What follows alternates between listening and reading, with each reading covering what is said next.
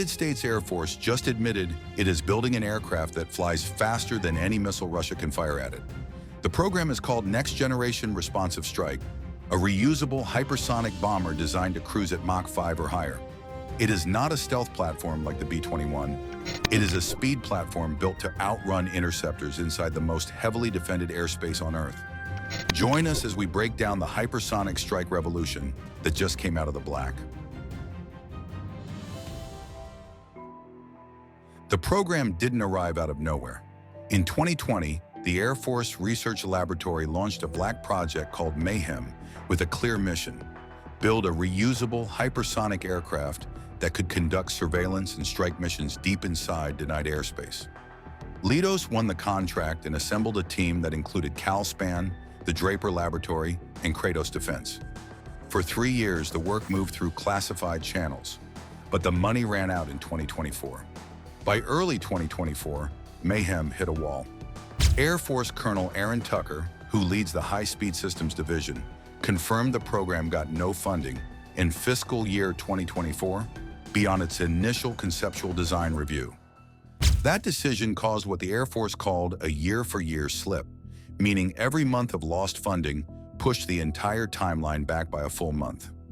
The scramjet-powered vehicle that Leidos was designing stayed on paper, and the operational pull wasn't clear enough to justify deeper investment. However, the idea didn't die. On February 5, 2025, DARPA's Aerospace Projects Office posted a contracting notice that revived the concept under a new name. The document described Next Generation Responsive Strike, or NextRS, as a joint effort between DARPA, the Air Force Research Laboratory, and NASA. The notice stated explicitly that the program envisioned reusable hypersonic aircraft for future strike and surveillance missions against targets protected by advanced air defense systems. That single sentence reframed the entire conversation. The Pentagon had moved the concept from a classified Air Force experiment to an open multi-agency program with public contracting notices and a stated goal of fielding a demonstrator later this decade. For 5 decades, American bomber design has followed one rule: hide first and strike second. The B-1, the B-2, and now the B-21 Raider all minimize their radar cross-section to avoid detection entirely. Speed was traded away because stealth was considered the more survivable option. NextRS breaks that rule completely, and it isn't designed to hide because it's designed to arrive before the defenses can react. The speed target is Mach 5 or higher. That's over 3,800 miles per hour. To understand what that means, consider the SR-71 Blackbird. In 1990, the Blackbird flew from Los Angeles to Washington, D.C. in 64 minutes. That record still stands 36 years later because no operational aircraft has beaten it. NextRS wouldn't just break that record. It would double the speed and carry a payload while doing it. The lineage of this idea stretches back further than Mayhem.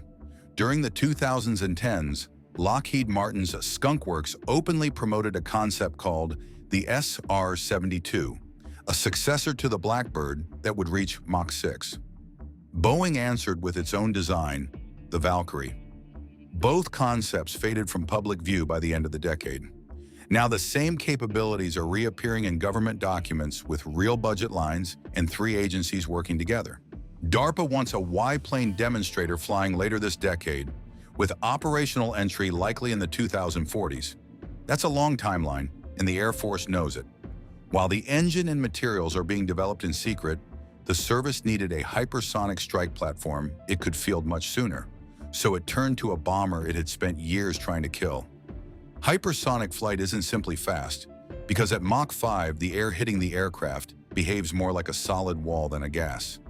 The friction generates temperatures measured in thousands of degrees. Ordinary aluminum melts and standard turbine blades warp under those conditions. Every surface must be engineered for heat loads rather than mechanical loads. The engine that makes this possible doesn't exist yet in any operational form. DARPA is pursuing what engineers call a turbine-based combined cycle, or TBCC, propulsion system.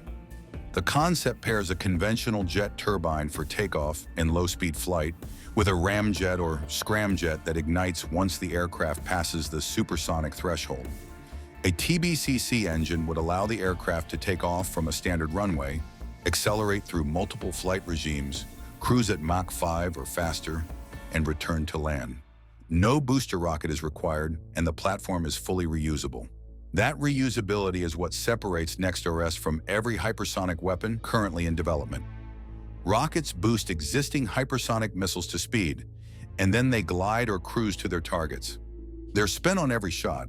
A reusable aircraft that can take off, strike, and land again changes the cost equation entirely. It also changes the operational flexibility because the platform can be rerouted in flight rather than committed to a ballistic arc. However, the engineering barriers are extraordinary. In its April 2024 contracting notice, DARPA identified 6 technology areas that must advance before a demonstrator can fly. The list includes structures and materials, high-speed weapon separation in dual-mode propulsion. It also covers power generation, thermal management systems, and a high-Mach gas turbine engine producing between 30,000 and 38,000 pounds of continuous thrust. That's a massive engine by any standard, and it must operate across speed ranges no existing turbine has ever survived. Weapon separation at Mach 5 presents its own nightmare.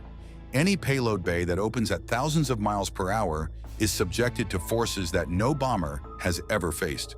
The weapon itself must survive the initial release and then maneuver to target.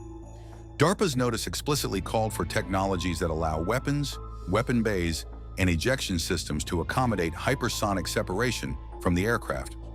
That means new munitions will likely need to be designed specifically for the platform. Thermal protection is equally brutal. DARPA has invested in a program called Carbon Crunch to address the scaling and production challenges of exotic materials. The notices reference carbon-carbon composites, infused carbon-carbon, and ceramic matrix composites. The goal is a reusable, weight-efficient, thermally driven metallic airframe and skin system that can survive repeated flights through the hypersonic envelope. Every one of those requirements contradicts the others.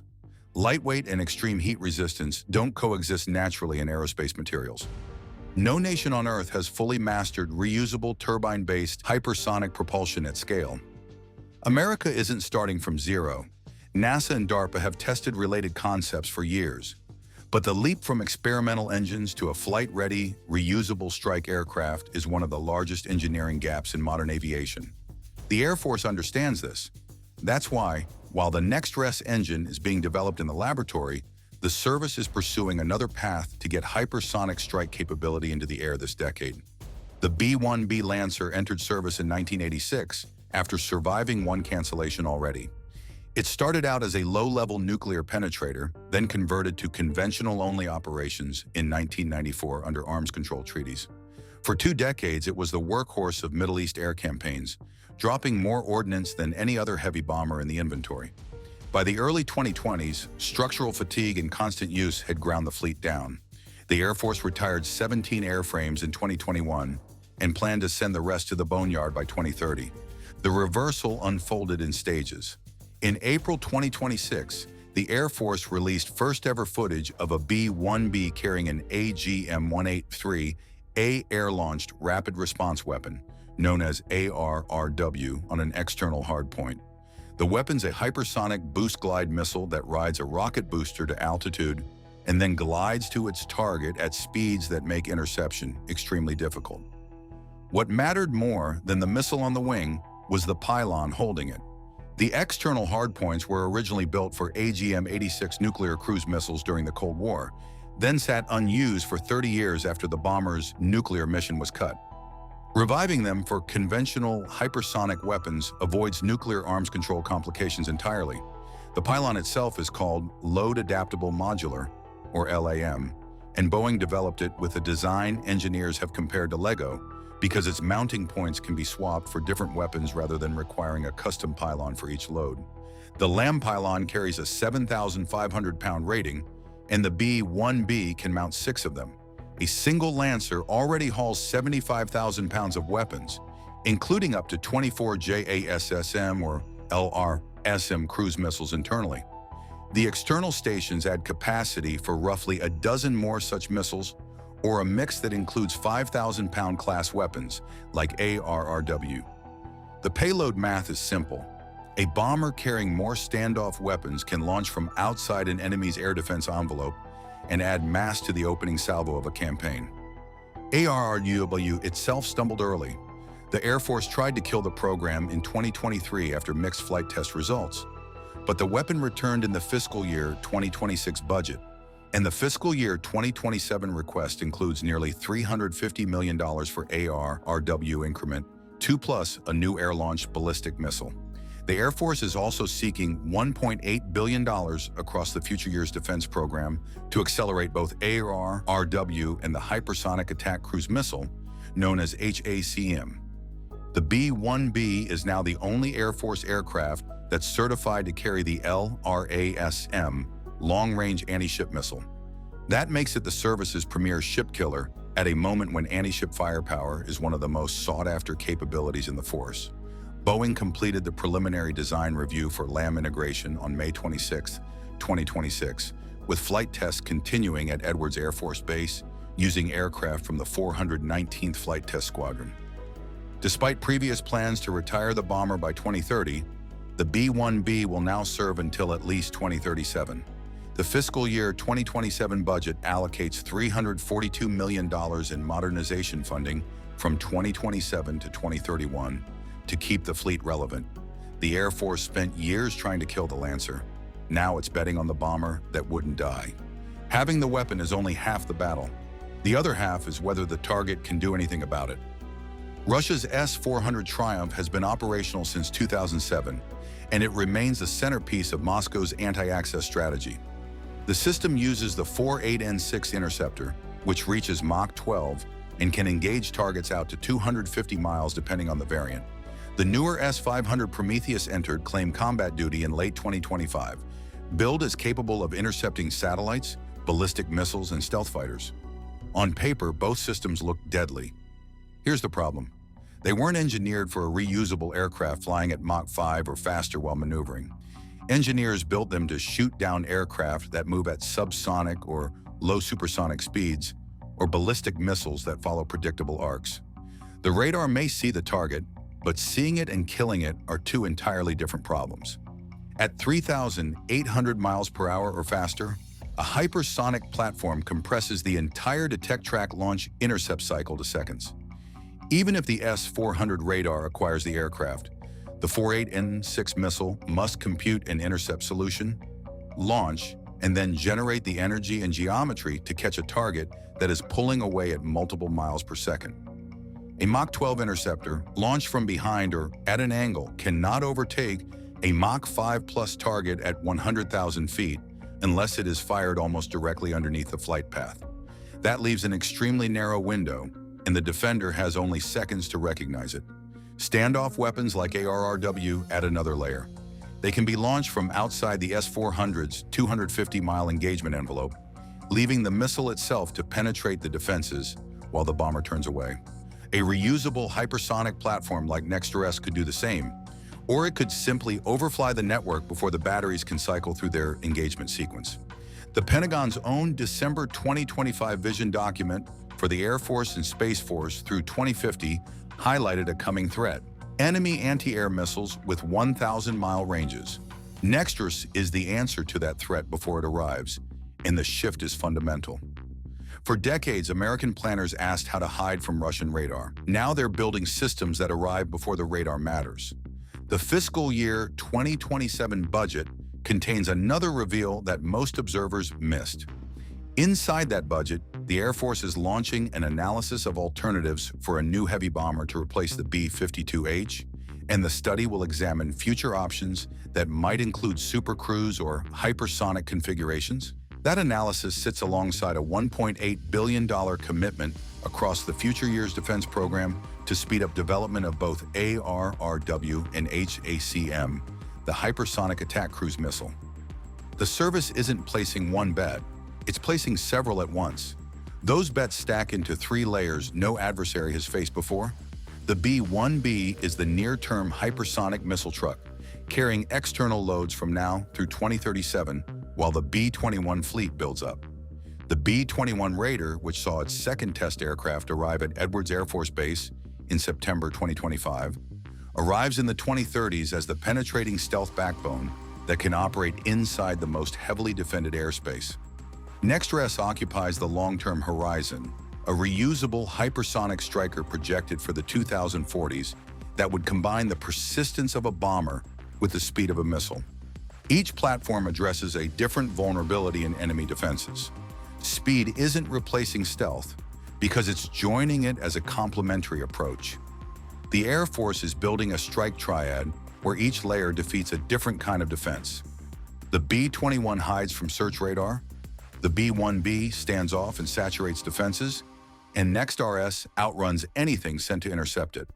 Together, they present an adversary with three distinct problems rather than one. The strategic meaning is clear. For decades, American air power asked how to hide from Russian radar. Now the question is how to arrive before Russian radar can matter. Engineers built the S-400 and S-500 for a different war, one where aircraft crept in slowly and missiles followed predictable paths. The weapons the Air Force is fielding today and the platforms it's designing for tomorrow break every assumption those defenses were built on. That shift reaches beyond the aircraft to alter the entire balance of power in the skies. Russia isn't the only audience for this message. China has pushed ahead with its own hypersonic weapons and is reportedly developing air-launched ballistic missiles that could challenge carrier strike groups across the Pacific. The United States isn't just racing to build the fastest bomber, because it's racing to define what air warfare looks like when speed, not stealth, becomes the primary measure of survivability. The side that solves reusable hypersonic flight first will set the rules for the next 50 years. The SR-72 Darkstar was never America's real hypersonic weapon. It was the decoy. For 20 years, defense headlines chased Lockheed's Mach 6 Ghost and called it the future of air power. Meanwhile, a Navy DARPA program built a bomber that moves 3 times faster. It doesn't need a tanker, a fighter escort, or a friendly airbase to strike anywhere on the planet. The SR-72 Darkstar has dominated defense media since 2007, when Lockheed Martin's Skunk Works first floated the concept of a Mach 6 successor to the SR-71 Blackbird. Aviation magazines repeated the legend with every new rendering, defense blogs tracked every rumor, and the story stayed simple. America would return to the era of outrun anything reconnaissance. The Air Force never confirmed the program officially, but they never denied it either, and that silence was louder than any press release. However, the SR-71's actual records have stood for 50 years without a serious challenge. On July 28, 1976, an SR-71 hit Mach 3.3 over the Nevada desert at an altitude of 85,069 feet, and no air-breathing manned aircraft has come close to those numbers since. The Blackbird was built from 85% titanium to survive the heat at that speed, and the engineers who designed it believed they were approaching the physical limit of what metal and air could do together. They were right. The aircraft leaked fuel on the ground because its panels were designed to expand at temperature, and its engines had to slow down to subsonic speeds just to start the ignition process. Every flight turned into a negotiation with physics, and the SR-71 won every time. The SR-72 narrative served a purpose that had very little to do with engineering progress. It kept public attention locked on Lockheed Martin, on the Air Force, and on a program that moved slowly and talked loudly. The contract number sat in plain sight, the renders reached the public, and the timeline kept slipping with every budget cycle. Each delay made headlines, and every headline reinforced the idea that the future of hypersonic flight belonged to the Air Force and its favorite contractor. That was the whole idea. While the world watched the Skunk Works hangar, a different program with a different sponsor and a different security classification spent real money in a different building. This is not a conspiracy theory. It's a pattern in Black Project history that has repeated since the U-2 hid inside a weather research budget and the F-117 hid inside a radar cross-section test program. The A-12 Oxcart flew for years before the public knew it existed, and the B-2 bomber had already reached low-rate production before the first grainy photograph leaked. The visible program is rarely the real program when the stakes are high enough, and the Mach 6 Ghost became the perfect diversion because it was just plausible enough to believe and just slow enough to ignore. Whether the SR-72 exists in some form is not the real question. It probably does. What matters is whether it was ever designed as the main event or whether it simply hid the real act behind a curtain that never opened. When a program generates 2 decades of headlines without a single confirmed flight test or leaked photograph of a prototype on the ground, it's worth asking what else was funded in the same budget line. The same companies that worked on the visible program also held contracts on the programs that never made the news. That overlap is not a coincidence. In 2022, the Air Force Research Laboratory awarded Leidos a contract with a $334 million ceiling for a program called Mayhem, which carried the description of a larger class air-breathing hypersonic system for surveillance and strike. The contract named Calspan, Draper Laboratory, and Kratos as teammates. That was real money for real hardware. And then the funding went quiet in fiscal year 2024. The official story said the program stalled. But in the world of classified development, a budget line that disappears from public view is not always a program that dies. Sometimes it's a program that graduates. The Mayhem program used a turbine-based combined cycle engine, and that's the technical foundation of everything that follows. A TBCC engine uses jet turbines for takeoff and low-speed flight, then transitions to ramjet or scramjet power once the aircraft is moving fast enough to compress air without mechanical help. Designing an inlet that feeds both types of engine is one of the hardest problems in aerospace, and the heat at hypersonic speeds requires materials that didn't exist in quantity when the SR-71 flew. The University of Central Florida was testing experimental shape-shifting scramjet models for the Naval Research Laboratory as early as 2023, and those experiments produced data that didn't stay in the lab. Then the official timeline shifted. In February 2025, DARPA's Secretive Aerospace Projects Office announced the Next Generation Responsive Strike Program, or NEXT-RS. The press release described a large hypersonic bomber prototype with a TBCC propulsion system producing 30,000 to 38,000 pounds of thrust, conventional fuel, and metallic construction.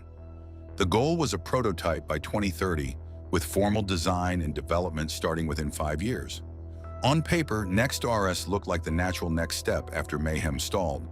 But in practice, the announcement of a prototype program often follows the completion of a classified demonstrator, not the other way around. The timeline on the press release and the timeline in the engineering shop are not the same document. The Navy's involvement is what makes this story different from every other hypersonic headline. What the Air Force owns is the bomber culture, the B-2 Spirit, the B-21 Raider, and every strategic strike doctrine written since 1947.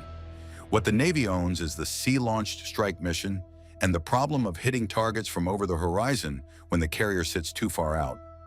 A Navy DARPA hypersonic bomber isn't competing with the B-21 for budget. It rivals the aircraft carrier for the power projection role, and that rivalry changes the stakes from an Air Force acquisition fight to a rewrite of naval warfare. It also explains why the program disappeared from Air Force budgets and reappeared in documents that don't carry service labels. While the Air Force Mayhem line went dark, the Navy was already funding its own hypersonic strike architecture through programs that look like missile development on paper. The conventional Prompt Strike program is designed to put boost glide weapons onto Zumwalt-class destroyers, and the Army-Navy Joint Dark Eagle ground-launched system is moving toward operational testing. These are missile programs, not aircraft. But the propulsion physics, the glide body shapes, and the thermal management solutions are the same building blocks that a reusable bomber would need. A service that masters boost glide at Mach 5 is not decades away from mastering sustained air-breathing flight at Mach 18. It's one propulsion breakthrough away, and the Navy has been collecting that breakthrough in pieces for years. That leaves an open question the official briefings never address. If Mayhem's engine data survived the budget cut, and if DARPA's NEXT-RS is the public face of a program that already flew, then the Navy didn't suddenly decide it needed a hypersonic bomber in 2025. It decided it needed 1 year ago, and it built the machine inside budgets that were never labeled as aircraft development. The numbers were there. The contractors were there. The only thing missing from the public record was the airframe itself. To understand the claim, start with the benchmark. Mach 5 is the threshold where hypersonic flight begins, and the SR-72 was designed to cruise at Mach 6. The platform we're discussing operates at roughly Mach 18, which outruns the Dark Star concept by a factor of 3 and outpaces the SR-71 Blackbird's confirmed record from 1976 by nearly 6 times. At that velocity, the edge of space is not an obstacle. It's the operating environment, and the aircraft treats the upper atmosphere as a highway instead of a ceiling. The Mayhem program was built around a single bet, that a turbine-based combined cycle engine could hand off from turbojet to ramjet power inside a single airframe. At Mach 18, that handoff is not just possible, it is the only thing that matters. The atmosphere above 100,000 feet is thin enough to reduce drag, but thick enough to generate lift and allow controlled maneuvering. Conventional turbojets handle takeoff and climb. Then the ramjet or scramjet takes over once the airframe reaches the velocity where incoming air compresses itself without spinning turbine blades. The Navy's shape-shifting scramjet experiments in 2023 were not theoretical exercises. They were live fire tests of the exact inlet geometry needed to make that handoff stable at speeds where the air itself becomes a wall of fire. Heat is the enemy that killed every previous attempt to push an air-breathing aircraft past Mach 3.5. The SR-71 used 85% titanium in its construction to survive Mach 3.3, and even then its skin expanded so much that the fuel tanks leaked on the ground by design. At Mach 18, conventional metals fail outright.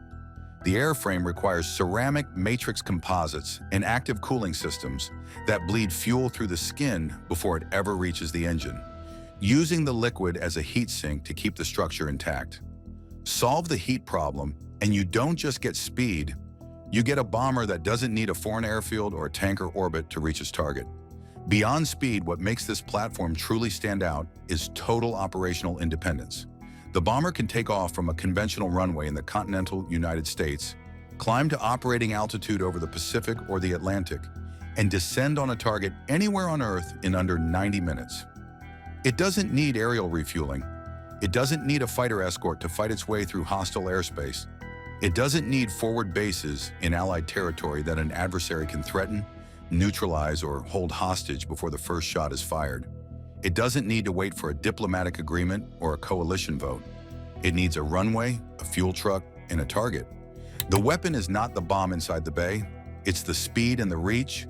A conventional 500-pound bomb delivered in 90 minutes from a Nevada runway is more valuable than a nuclear weapon that takes 6 hours to plan, route, and launch through a chain of command. The target cannot see the bomber coming. Existing air defense radars are not designed to track an object moving at Mach 18 at the edge of space. And even if they could detect it, the interceptor missile would need to fly faster than the bomber to catch it. No such missile exists in any inventory on Earth, and no country has announced a program that could build one before the end of this decade. That last capability is worth pausing on because it is not a marketing claim. It's the central engineering achievement around which the entire aircraft is designed. A bomber that cannot be intercepted cannot be deterred by defensive posture alone. The only counter is to destroy the runway before takeoff. That requires knowing which runway, which hangar, and which aircraft. A black program doesn't provide that information, and that absence is exactly why the program works. American air power has always depended on a global network that most Americans never think about until it disappears. That network includes bases in Japan, Qatar, Germany, and Guam. It includes tankers orbiting over Allied airspace and carrier strike groups sailing within range of their targets and waiting for the order to launch. It includes refueling depots, maintenance crews, and agreements with host nations that can be revoked overnight. That network is not a convenience, it's a vulnerability. And both China and Russia have built their missile forces specifically to hold those bases at risk on the first day of a conflict. A bomber that needs none of that infrastructure does more than survive the opening salvos of a major war. It makes the enemy's entire targeting philosophy irrelevant. If there are no tankers to shoot down, no forward bases to bombard, and no carrier group to track across the ocean, the adversary's war plan loses its first and most important assumption. The geography that has shaped American military strategy since World War II suddenly stops mattering because a Nevada runway can reach the South China Sea faster than a ship can get a single aircraft into the air. The bomber doesn't need permission to cross Allied airspace. It doesn't need a diplomat to negotiate basing rights 6 months in advance. It simply climbs, accelerates, and arrives. In February 2025, DARPA announced Next RS with a 2030 prototype target, and the public timeline says 5 more years of slow development. But Black Project doctrine is clear on this point. A prototype announcement usually comes after the classified demonstrator is already flying, not before the first rivet is set. The X-65 drone, the B-21 Raider, and the F-117 Nighthawk all followed the same pattern. Public acknowledgement arrived only after the hard engineering had already finished in the shadows, and the program had moved from experimentation to production. The public timeline is not the real timeline. It's the timeline that the program office is willing to share. Most analysts have not fully grasped why the Navy's role changes the math. The Air Force holds the bomber culture and the strategic strike doctrine. The Navy holds the sea-launched strike mission, which means hitting targets when the carrier is hundreds of miles from shore. A Navy DARPA hypersonic bomber is not an addition to the Air Force fleet. It's a potential replacement for the carrier strike group as the main tool of power projection. And if a single continental runway can put ordnance on a Pacific target faster than a carrier can get its first aircraft into the air, the balance of naval power shifts in a single afternoon. The SR-72 played the cover story because it felt safe to the public. The Air Force label made it look official, the Lockheed name made it look credible, and the whole package felt familiar to anyone who followed defense news. The real weapon was built where no one thought to look, inside Navy budgets and DARPA project offices that don't hold press conferences and don't publish quarterly reports. The public was told to watch the Skunk Works hangar in Palmdale. They should have been watching the Navy's research contracts and the shape-shifting engine tests that never made the defense blogs. The ghost in the headlines never posed the real threat. The real threat hid inside the machine they didn't name. The era of visible bombers and advertised timelines is ending. The next generation of American strike power will not be photographed at air shows, and it will not have a press kit. It will simply be somewhere else before the target knows it left the ground. The Aurora's capabilities have redefined the U.S.'s hypersonic edge. Once set by the legendary SR-71 Blackbird, the benchmark of speed now points to the elusive SR-91 Aurora. Rumored to be a next-generation reconnaissance and strike platform capable of Mach 5 and beyond, it signals America's drive for uncontested air dominance amid rising global competition. But could the Aurora itself be a calculated distraction, masking an even more advanced program the United States is quietly developing? And if the Aurora is real, can it outpace rival systems racing to the same goal? Join us as we examine America's rapid progress in hypersonic technology. For decades, rumors about the mysterious aircraft, Aurora, have fueled one of aviation's most enduring legends, a tale that sits at the crossroads of fact, rumor, and Cold War secrecy. Supposedly envisioned as the successor to the Lockheed SR-71 Blackbird, itself the fastest air-breathing aircraft ever to take to the skies, the Aurora was said to push the very limits of aerospace engineering. The SR-71, with its razor-sharp silhouette and unmatched record, could sprint across the sky at a blistering Mach 3.5, which translates to more than 2,700 miles per hour. It was equipped with the most advanced sensors, radar, and cameras for its spy missions. It flew very fast and very high, allowing it to avoid threats. If a missile were detected, it would simply speed up to escape. Yet even as this remarkable aircraft retired into history, speculation grew that a new machine had quietly taken its place. A machine far faster, far higher, and wrapped in deeper secrecy. Known by some as the SR-91, the Aurora was rumored to achieve a staggering Mach 5, leaping into a realm once reserved for experimental spaceplanes. The key, according to aviation circles, was the adoption of revolutionary propulsion technologies, such as pulse detonation engines and scramjets, systems that could gulp down air at impossible speeds and turn the sky itself into raw fuel. Such engines would allow the aircraft to skim the edge of space, soaring at altitudes where no enemy fighter could climb, and where even the most advanced surface-to-air missiles would be rendered useless. If true, this meant the Aurora could spy, strike, or vanish at will, rewriting the rulebook of modern reconnaissance. But such extraordinary performance came with extraordinary cost, and rumors swirled that the program's price tag had ballooned past $2 billion by the late 1980s, a figure that only reinforced suspicions about a black project hidden deep within the Pentagon's shadowy budgets. The when of Aurora's story became as fascinating as the what. In March 1990, Aviation Week in Space Technology dropped a bombshell, reporting that the name Aurora had accidentally surfaced in a 1985 U.S. defense budget line item, a cryptic $455 million allocation for black aircraft production in fiscal year 1987. From there, rumor intelligence, RUMINT, as insiders like to call it, took flight, spreading faster than any official denial could contain. Eyewitnesses added fuel to the fire, especially in Nevada, home to Nellis Air Force Base, Creech Air Force Base, and the ever-mysterious Area 51. Locals claimed to spot a strange aircraft streaking over the Mojave Desert at dawn, carving contrails that looked like donuts on a rope, a bizarre formation no known jet could produce. Others swore they heard an engine sound unlike anything before. They described it vividly as the sky itself tearing apart. In August 1989, Chris Gibson, a veteran of the Royal Observer Corps and an authority in aircraft recognition, spotted a triangular aircraft being refueled midair by a tanker and flanked by two unidentified U.S. fighters while stationed on an oil rig in the North Sea. He later admitted there was no precedent for what he had seen and that the sight felt like something he was never meant to witness. Further sightings over Britain in 1993 were later dismissed as a Russian rocket re-entry, but the legend refused to die. Even into the 2000s, official reports hinted at U.S. Air Force plans for hypersonic craft capable of Mach 4 to 6, echoing Aurora's whispered specifications. As the saying goes, the proof is in the pudding, but when it comes to the Aurora, no one has ever been served so much as a spoonful. For all the decades of speculation, not a shred of concrete evidence has ever emerged to confirm that the SR-91 spy plane truly existed.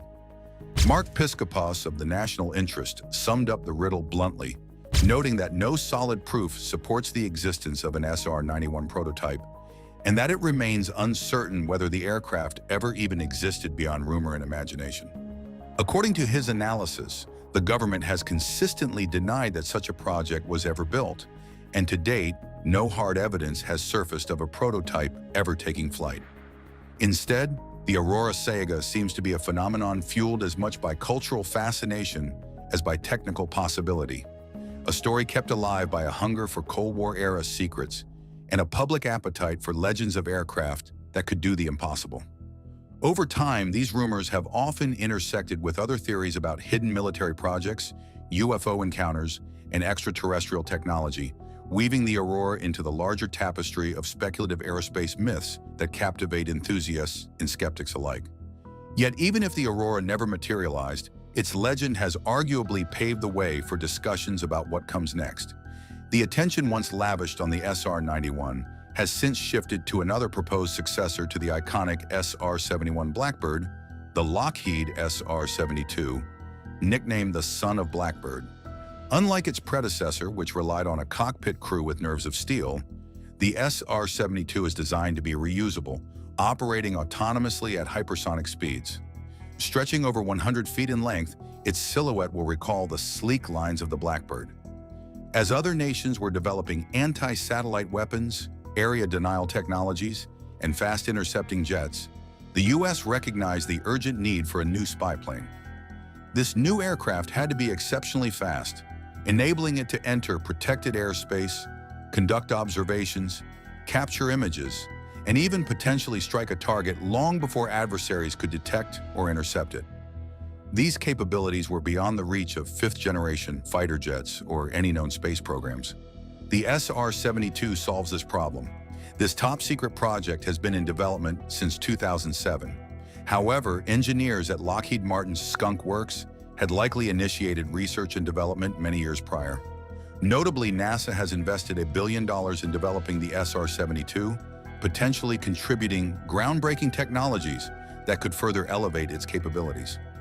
As a result of these advancements, the son of Blackbird is expected to come with a price tag of around $1 billion, since it has a projected top speed of Mach 6, which is more than 2 times the speed of the Blackbird. It can also reach this remarkable speed while flying at an altitude of 80,000 feet, equivalent to 3 times the height of Mount Everest. This implied that this aircraft could traverse the globe in just a single hour. The extraordinary velocity of the son of Blackbird is made possible by a combined cycle turbofan scramjet engine, a technology in which Lockheed Martin has accumulated 3 decades of experience. Unlike the Aurora, this project has been openly teased by Lockheed Martin and reported on in official contexts, though it too is wrapped in its own cloak of secrecy. The SR-72 is expected to use cutting-edge propulsion systems that blend turbine engines with scramjets. An aircraft that must accelerate smoothly from takeoff to hypersonic velocity cannot rely on conventional engines alone. Engineers have turned to a turbine-based combined cycle system, or TBCC. It is a marriage of 2 distinct technologies, the traditional turbofan engine and the supersonic combustion ramjet, more commonly called the scramjet. This engine is designed to transition seamlessly from subsonic to supersonic and then into hypersonic flight. The turbofan would carry the aircraft from the runway through subsonic and into transonic speeds, at which point the scramjet would ignite, devouring supersonic airflow and propelling the vehicle deep into the hypersonic regime above Mach 5. This dual-mode system is not simply clever engineering, it is a necessity. No single engine design can efficiently cover the entire flight spectrum from takeoff to hypersonic cruise. And the TBCC represents a solution that transforms theory into a practical possibility. Such a leap sounds straightforward in theory, but in practice it demands near miraculous precision. The airflow must be managed, compressed, and ignited in fractions of a second, while the engines endure pressures and heat that would destroy ordinary systems. Alongside propulsion lies the monumental challenge of thermal management. At speeds exceeding Mach 6, the aircraft's skin would be scorched by temperatures hotter than a blast furnace, requiring materials and cooling systems that defy conventional design. Every bolt, panel, and rivet must withstand conditions more brutal than re-entry from orbit, a feat that illustrates the razor's edge on which this program balances. Financially, the task is no less daunting. Advancing from experimental concepts to a true operational aircraft requires billions in investment, and the partnership between government and industry must remain ironclad if this vision is to become reality. While the alignment with U.S. Air Force goals for hypersonic capability adds urgency and direction, the SR-72's fate ultimately rests on whether the resources and political will can keep pace with its engineering ambition. Should it succeed, the result will not merely be another reconnaissance aircraft, but a transformative weapon of strategy, an aircraft able to gather intelligence or deliver strikes before an enemy can even respond, rewriting the doctrine of air warfare. Yet beyond its technical marvels, its very existence could alter global military dynamics. Rival powers aware of its potential may accelerate their own hypersonic programs, sparking a new race where minutes and miles per second become the currency of power. If realized, such performance would make the SR-72 not merely faster than the Blackbird, but a revolutionary leap forward in reconnaissance and strike capability, operating in a realm where time and distance become almost meaningless. Its purpose is clear: to deliver vital surveillance in environments where conventional manned aircraft would face overwhelming risk, slipping through advanced air defense networks at such velocity and altitude that interception would be virtually impossible. Time-sensitive intelligence, the kind that could alter the course of a battlefield or expose hostile actions in progress, would be delivered in minutes rather than hours, giving decision-makers unprecedented situational awareness. Such a capability would mark a revolution in aerial warfare and intelligence gathering. While satellites provide unmatched global coverage, they are predictable in orbit and vulnerable to anti-satellite weapons. Drones and manned aircraft can be agile, but they are increasingly threatened by dense layers of radar, surface-to-air missiles, and interceptors.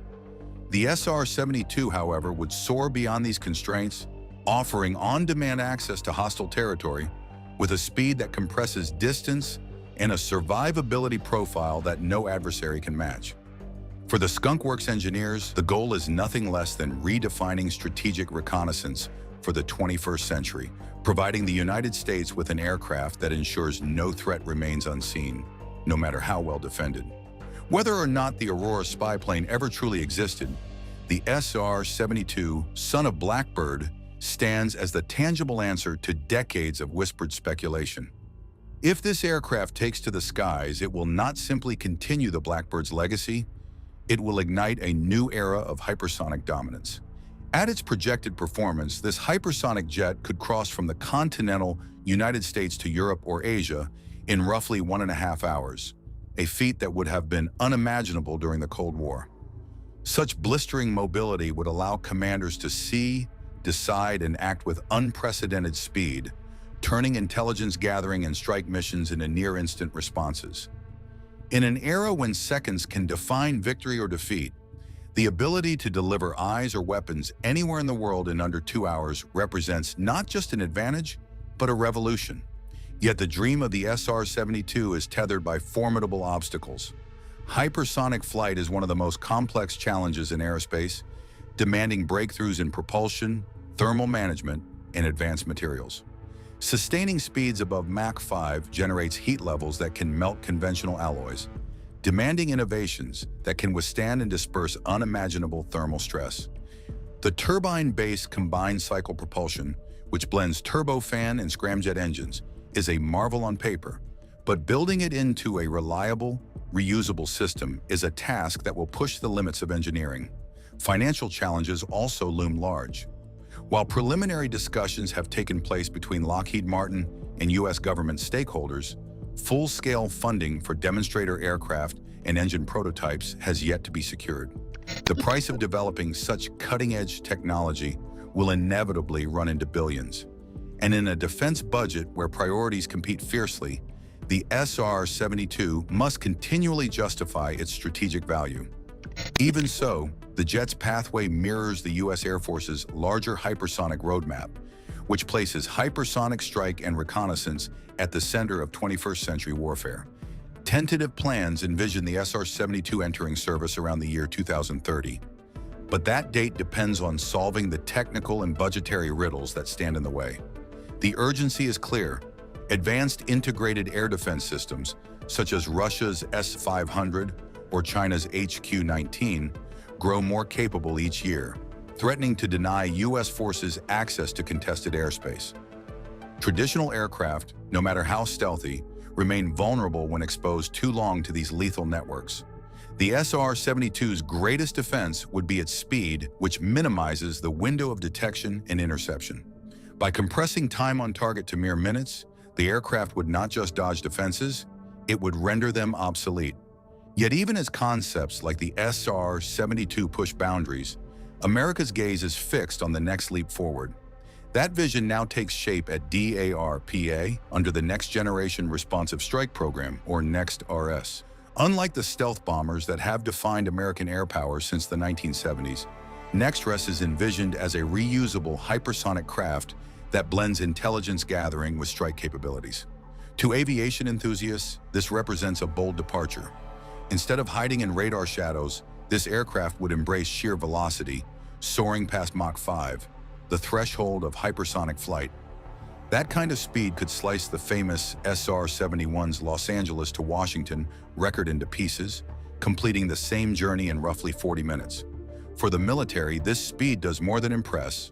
It offers the possibility of delivering weapons or reconnaissance anywhere in the world before an adversary has time to react. The project is planned to follow directly behind the Air Force's next-generation air dominance fighter, the highly secretive program set to produce the first true sixth-generation jet. With NGAD expected to arrive sometime in the 2030s, the timeline for NEXT-RS points further into the 2040s. A flying prototype by the end of the next decade is the goal, and the Pentagon's attention already hints that this vision will become more than speculation. Yet speed comes with its own trade-offs. Hypersonic bombers do not blend into radar like the B-1 the B-2, or the soon-to-arrive B-21 Raider. Instead, they slice through the air in designs optimized for efficiency and durability, built to withstand the hellish temperatures generated by skin-searing friction. Such an aircraft would blaze across infrared sensors, lighting up the skies with a heat signature impossible to hide. It would be a phantom of speed, not stealth. This raises difficult questions. Can such a craft survive against modern defenses like Russia's S-400 missile system, whose interceptors boast speeds beyond Mach 10? DARPA's answer may lie in how Next-RS carries its weapons. Rather than swooping directly over enemy territory to drop bombs, it could unleash hypersonic missiles from beyond the 250-mile reach of those defenses. Another possibility, whispered by those who follow these developments, is that the aircraft might push past Mach 5, perhaps even approaching Mach 12, a velocity so blistering that interception becomes nearly impossible. At 100,000 feet, a machine that fast would challenge even the sharpest missile to catch it. The gamble is clear. The Air Force once placed all its chips on stealth, limiting even the B-21 fleet to little more than 100 aircraft, expecting something new to follow. That something is almost certainly Next-RS. If it flies, it will mark a return to the philosophy of speed as survival, carrying forward the Blackbird's torch into a new century of aerial dominance. Yet America is not racing alone. Across oceans, other powers are chasing the same dream, pouring resources into their own versions of hypersonic bombers. The most pressing rival is China, which has already revealed glimpses of its hypersonic ambitions through missile tests and experimental aircraft. The competition is not simply about building faster machines. It is about reshaping the balance of power in the 21st century.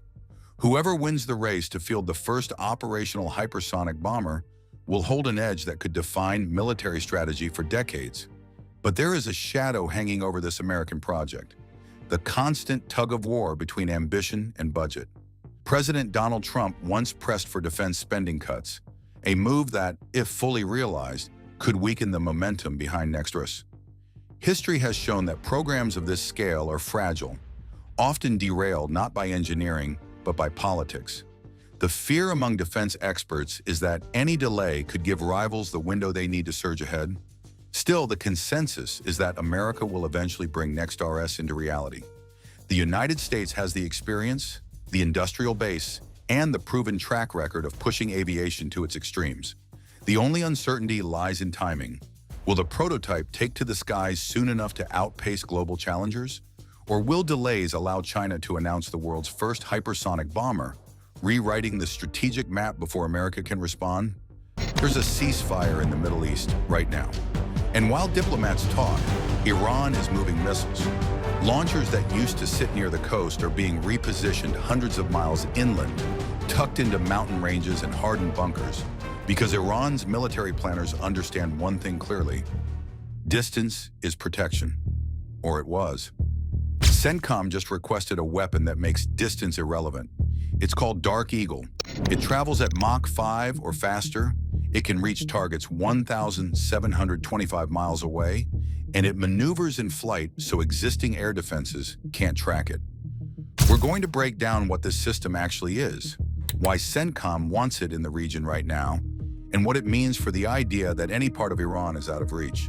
To understand why Dark Eagle matters, you need to understand the problem it was built to solve.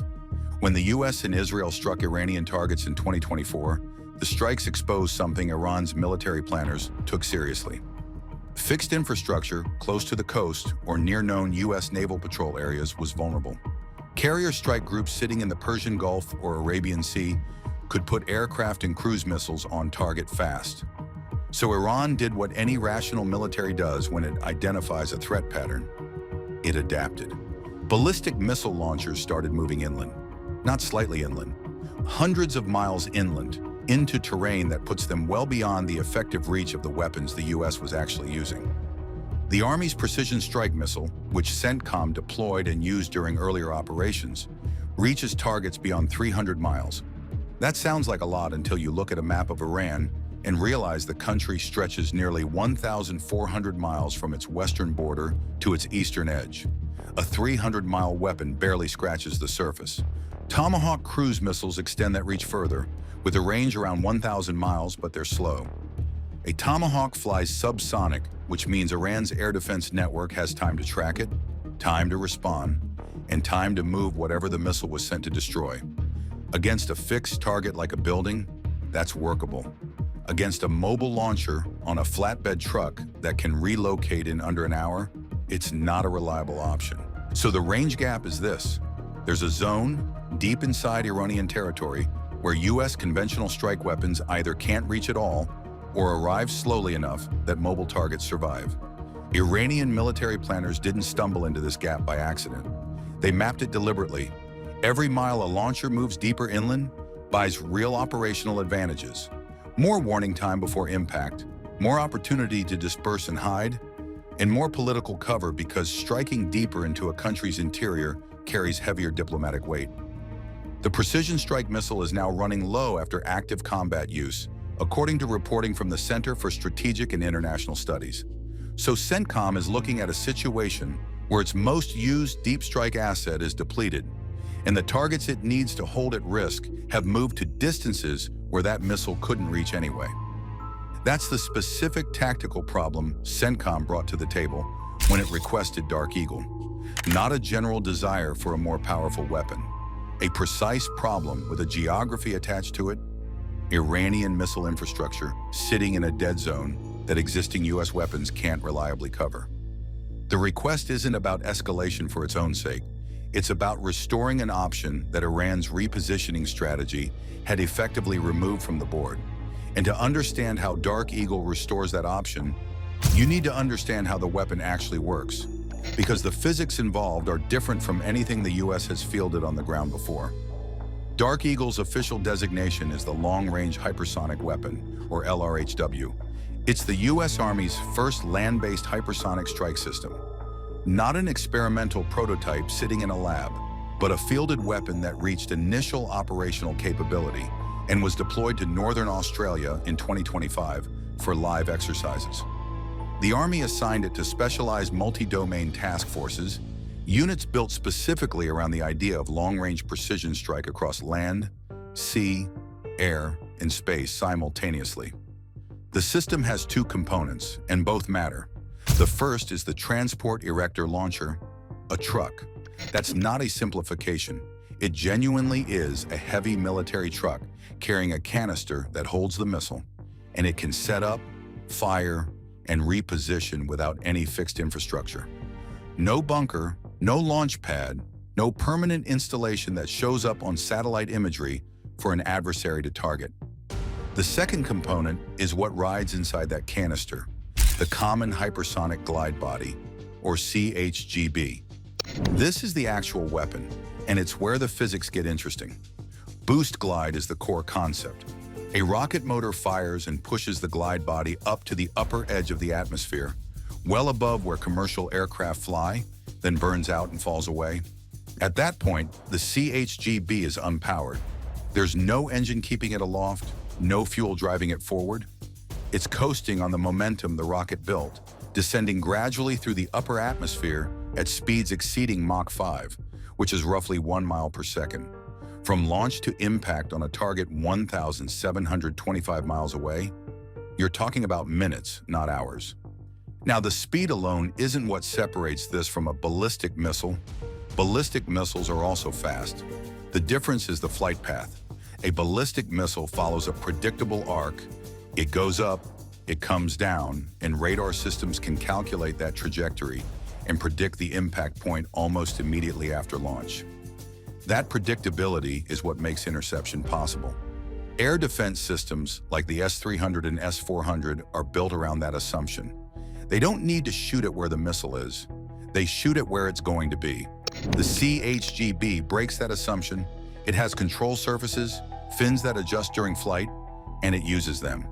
It can change direction mid-course, flatten its trajectory, pull maneuvers that a ballistic missile physically cannot execute. From the perspective of a radar operator watching an inbound track, the projected impact point keeps shifting. The intercept solution that was valid 2 seconds ago is now wrong. And by the time a new solution is calculated, the glide body has moved again. At Mach 5, there isn't enough time to iterate through that cycle and get a missile off the ground before impact. That's why the Pentagon describes it as a system designed to defeat all existing air defenses. It's not that S-300 and S-400 batteries are poorly built. They're well built for the threat environment they were designed around.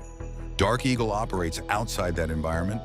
The range figure, 1,725 miles, means a single battery positioned in a friendly country within the region could hold the entire Iranian landmass at risk simultaneously.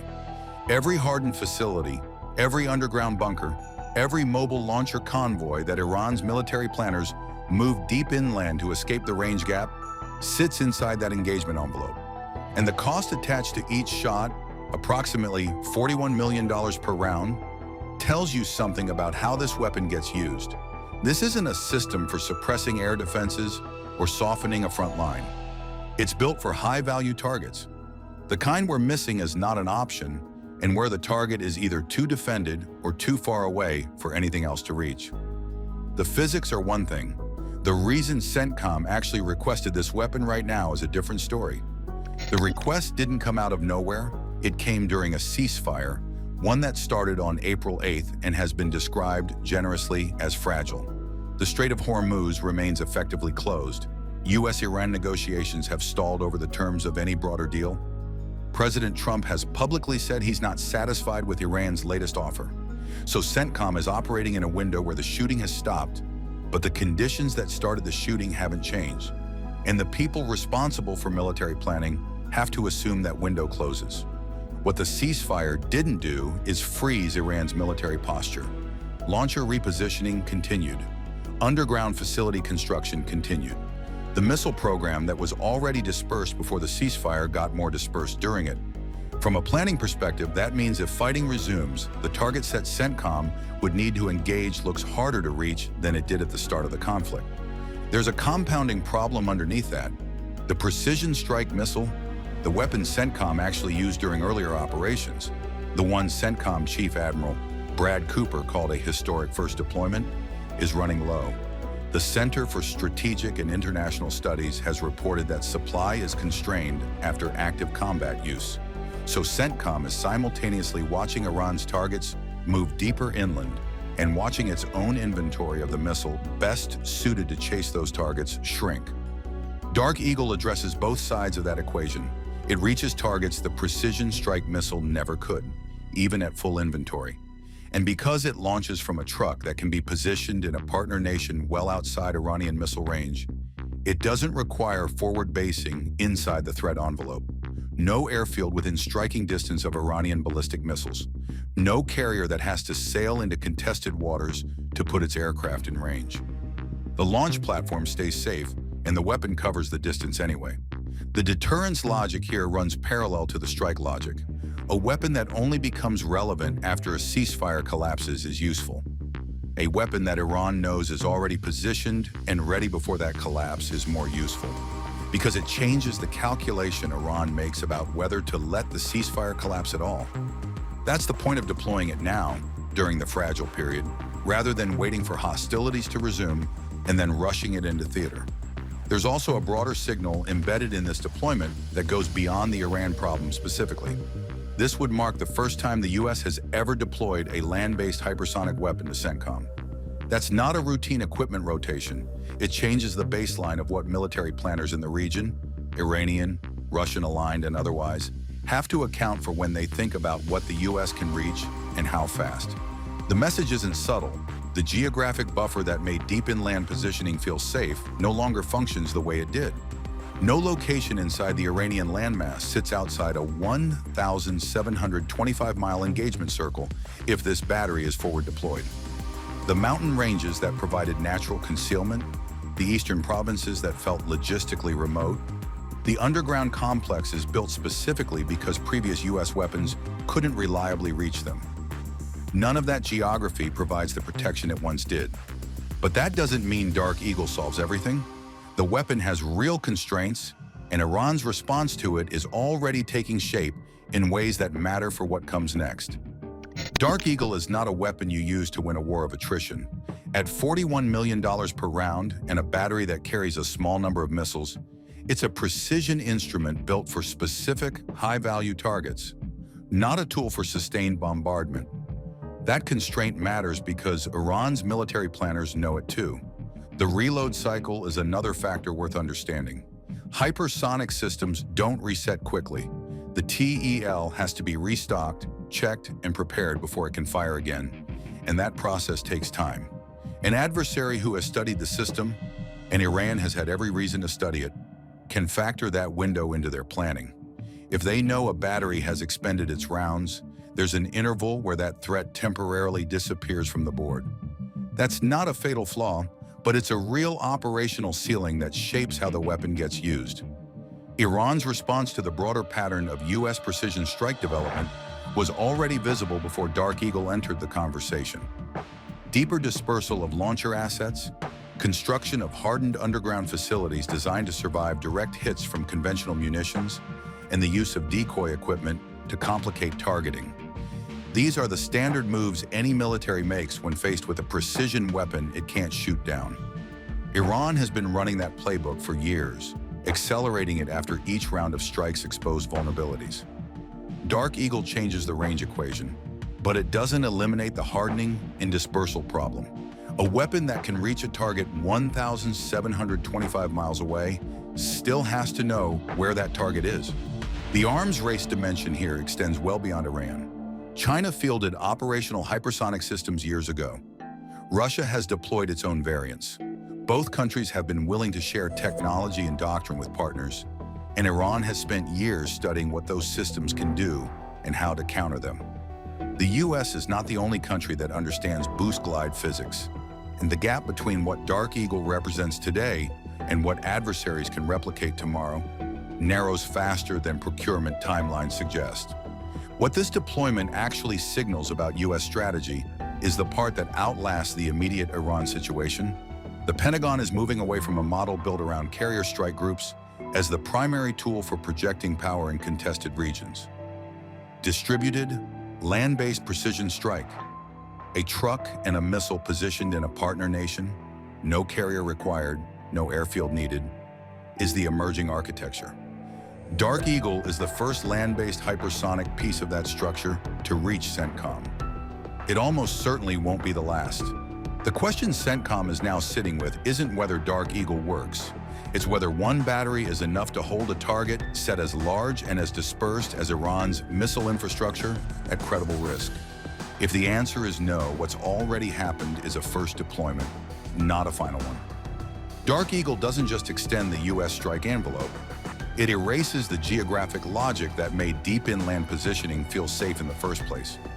No distance inside 1,725 miles offers protection from a weapon that arrives in minutes and can't be tracked to an intercept solution. The United States is building a bomber that flies at more than 3,800 miles per hour and returns to base. No nation has ever done this before. While the B-21 Raider hides from radar, this aircraft outruns the interceptors, giving defenders seconds to react instead of minutes. DARPA revealed the program in February 2025, with a prototype scheduled to fly by 2030. The race to build it will determine whether American air power keeps its edge for another generation. For decades, American bombers survived inside defended airspace by avoiding detection entirely. The B-2 Spirit proved this concept in combat over Serbia, Iraq, and Afghanistan. Its flying wing shape and radar-absorbing materials rendered it nearly invisible to the threat rings it penetrated. Only 20 were ever built. The B-21 Raider represents the next evolution. It's a subsonic, sixth-generation stealth strategic bomber designed to strike without warning. The Air Force expects it to form the backbone of penetrating strike for the next 30 years. It flies below the speed of sound because stealth, not speed, serves as its survival mechanism. The radar cross-section is so small that most threat systems can't generate a firing solution in time. However, the global air defense situation has shifted in ways that challenge the stealth-alone assumption. Russia has now deployed the S-400 Triumph across more than 10 countries with a 400-kilometer engagement envelope. The S-500 Prometheus, which is now entering service, claims a 600-kilometer range and is marketed as a stealth killer, capable of engaging the F-22, the F-35, and hypersonic weapons alike. Low-frequency and multi-static radar systems are reducing the advantage of pure stealth geometry. China has constructed dense air defense networks across its eastern coast and contested territories. A 2023 simulation from Chinese researchers suggested that their new stealth aircraft could find and kill a B-21 using hypersonic missiles. That claim may be propaganda, but it signals the direction of the threat. Stealth remains important, and the B-21 is still necessary to the force. It isn't sufficient alone. The Air Force is already bridging this gap with an interim weapon. In April 2026, a B-1B Lancer was photographed carrying the AGM-183AAR-RW, or Air-Launched Rapid Response Weapon, for the first time. The weapon weighs roughly 5,000 pounds and accelerates beyond Mach 5 after release. The B-1B itself is detectable, but the weapon is fast. This is a stopgap, not a strategy. The B-1B fleet is scheduled to retire by 2037, and no replacement exists that combines heavy payload with sustained high-speed flight. America needs a bomber that doesn't merely hide from radar. It needs a bomber that makes radar irrelevant. On February 13, 2025, DARPA's Aerospace Projects Office announced a program hidden from public view for years. APO keeps so low a profile that its existence is omitted from some DARPA organizational charts. It manages the most classified aviation projects in the Department of Defense, and the announcement appeared quietly in a program brief. DARPA classifies the Next Generation Responsive Strike Program, known as NEXT-RS, as a Y-plane concept. That designation means an experimental aircraft, not a production system. The concept describes a large, reusable, air-breathing, hypersonic strike aircraft designed to fly above Mach 5 and return to base. It is an aircraft that takes off from a conventional runway, carries payload inside defended airspace, strikes its target, and lands to be refueled and flown again. Most hypersonic weapons today are rocket-powered and cannot be recovered. An air-breathing hypersonic aircraft uses atmospheric oxygen, which means it can carry more payload. It also means the engine must function across pressures and temperatures that no operational bomber engine has ever faced. No nation has demonstrated a reusable hypersonic bomber under its own power. The X-51A Waverider achieved Mach 5.1 in 2013, but a B-52 dropped it at altitude, and the scramjet burned for only 210 seconds. NEXT-RS must sustain hypersonic flight across entire missions, not just brief test windows. That gap between demonstration and operational capability is what the program is built to close. The program targets a flying prototype by 2030, following the collapse of an earlier DARPA effort called Mayhem that never reached flight. NEXT-RS is the second attempt, and the timeline is aggressive. DARPA does not build operational squadrons. It builds prototypes that prove whether a technology can transition to the Air Force for production. The contrast with the B-21 Raider is the point of the concept. The B-21 survives by shaped geometry and radar-absorbing materials that avoid detection. NEXT-RS survives by overwhelming speed. Even if a defense radar sees it, the interceptor may not have time to launch, guide, and hit a target moving at more than a mile per second. The bomber does not need to be invisible. It needs to be uncatchable. The aircraft is reportedly designed around a propulsion system producing 30,000 to 38,000 pounds of thrust. It uses a turbine-based combined cycle engine, which transitions from conventional turbojet to ramjet and then scramjet as speed increases. A bomber that field crews can't repair is a bomber that can't deploy to a theater of war. Every jet engine ever built represents a fixed compromise. A turbofan performs efficiently at low speed but produces diminishing thrust above Mach 2. A ramjet functions only above the speed of sound and cannot propel a vehicle from a standstill. A scramjet sustains hypersonic flight but needs to reach Mach 5 before ignition. Each mode works in isolation, and none can carry a bomber from runway to target and back. The turbine-based combined cycle engine bridges these three worlds.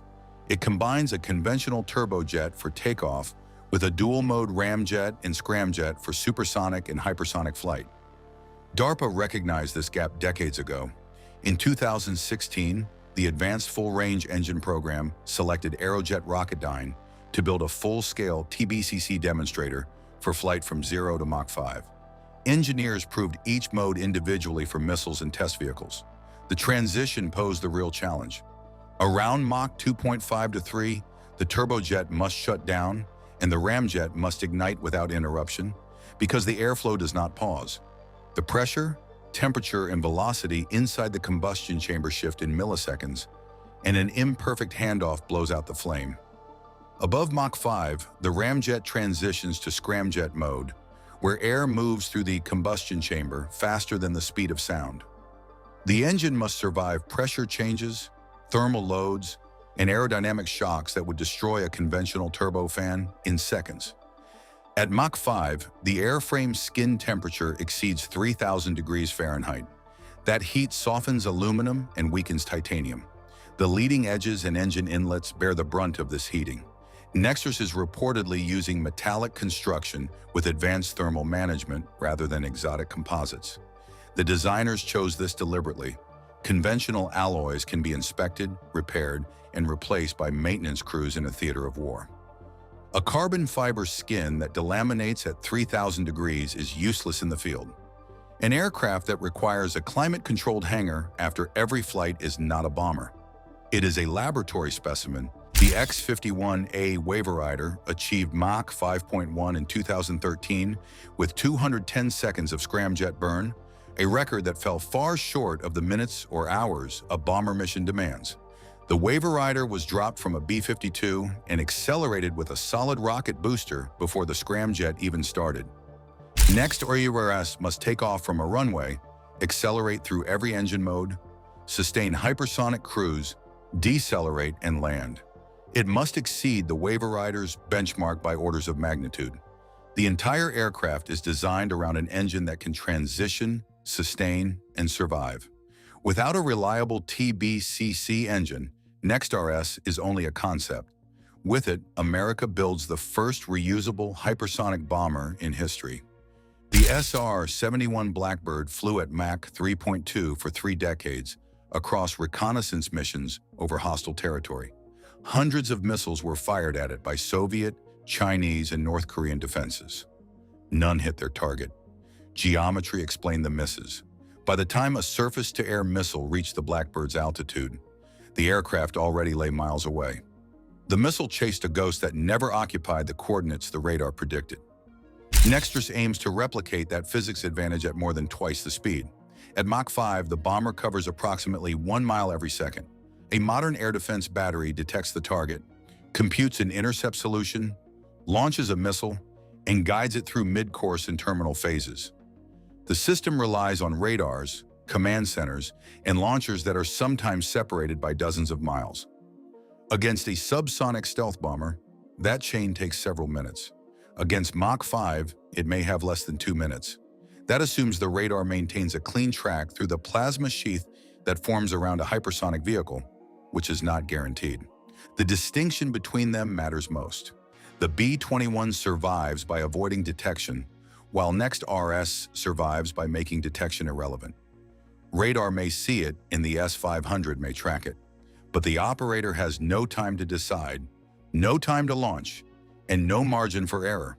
The interceptor missile may be faster than the bomber in raw velocity, but it must be launched, guided, and steered across a closing geometry that is shrinking at over 1 mile per second. The defense system does not merely need to detect the target.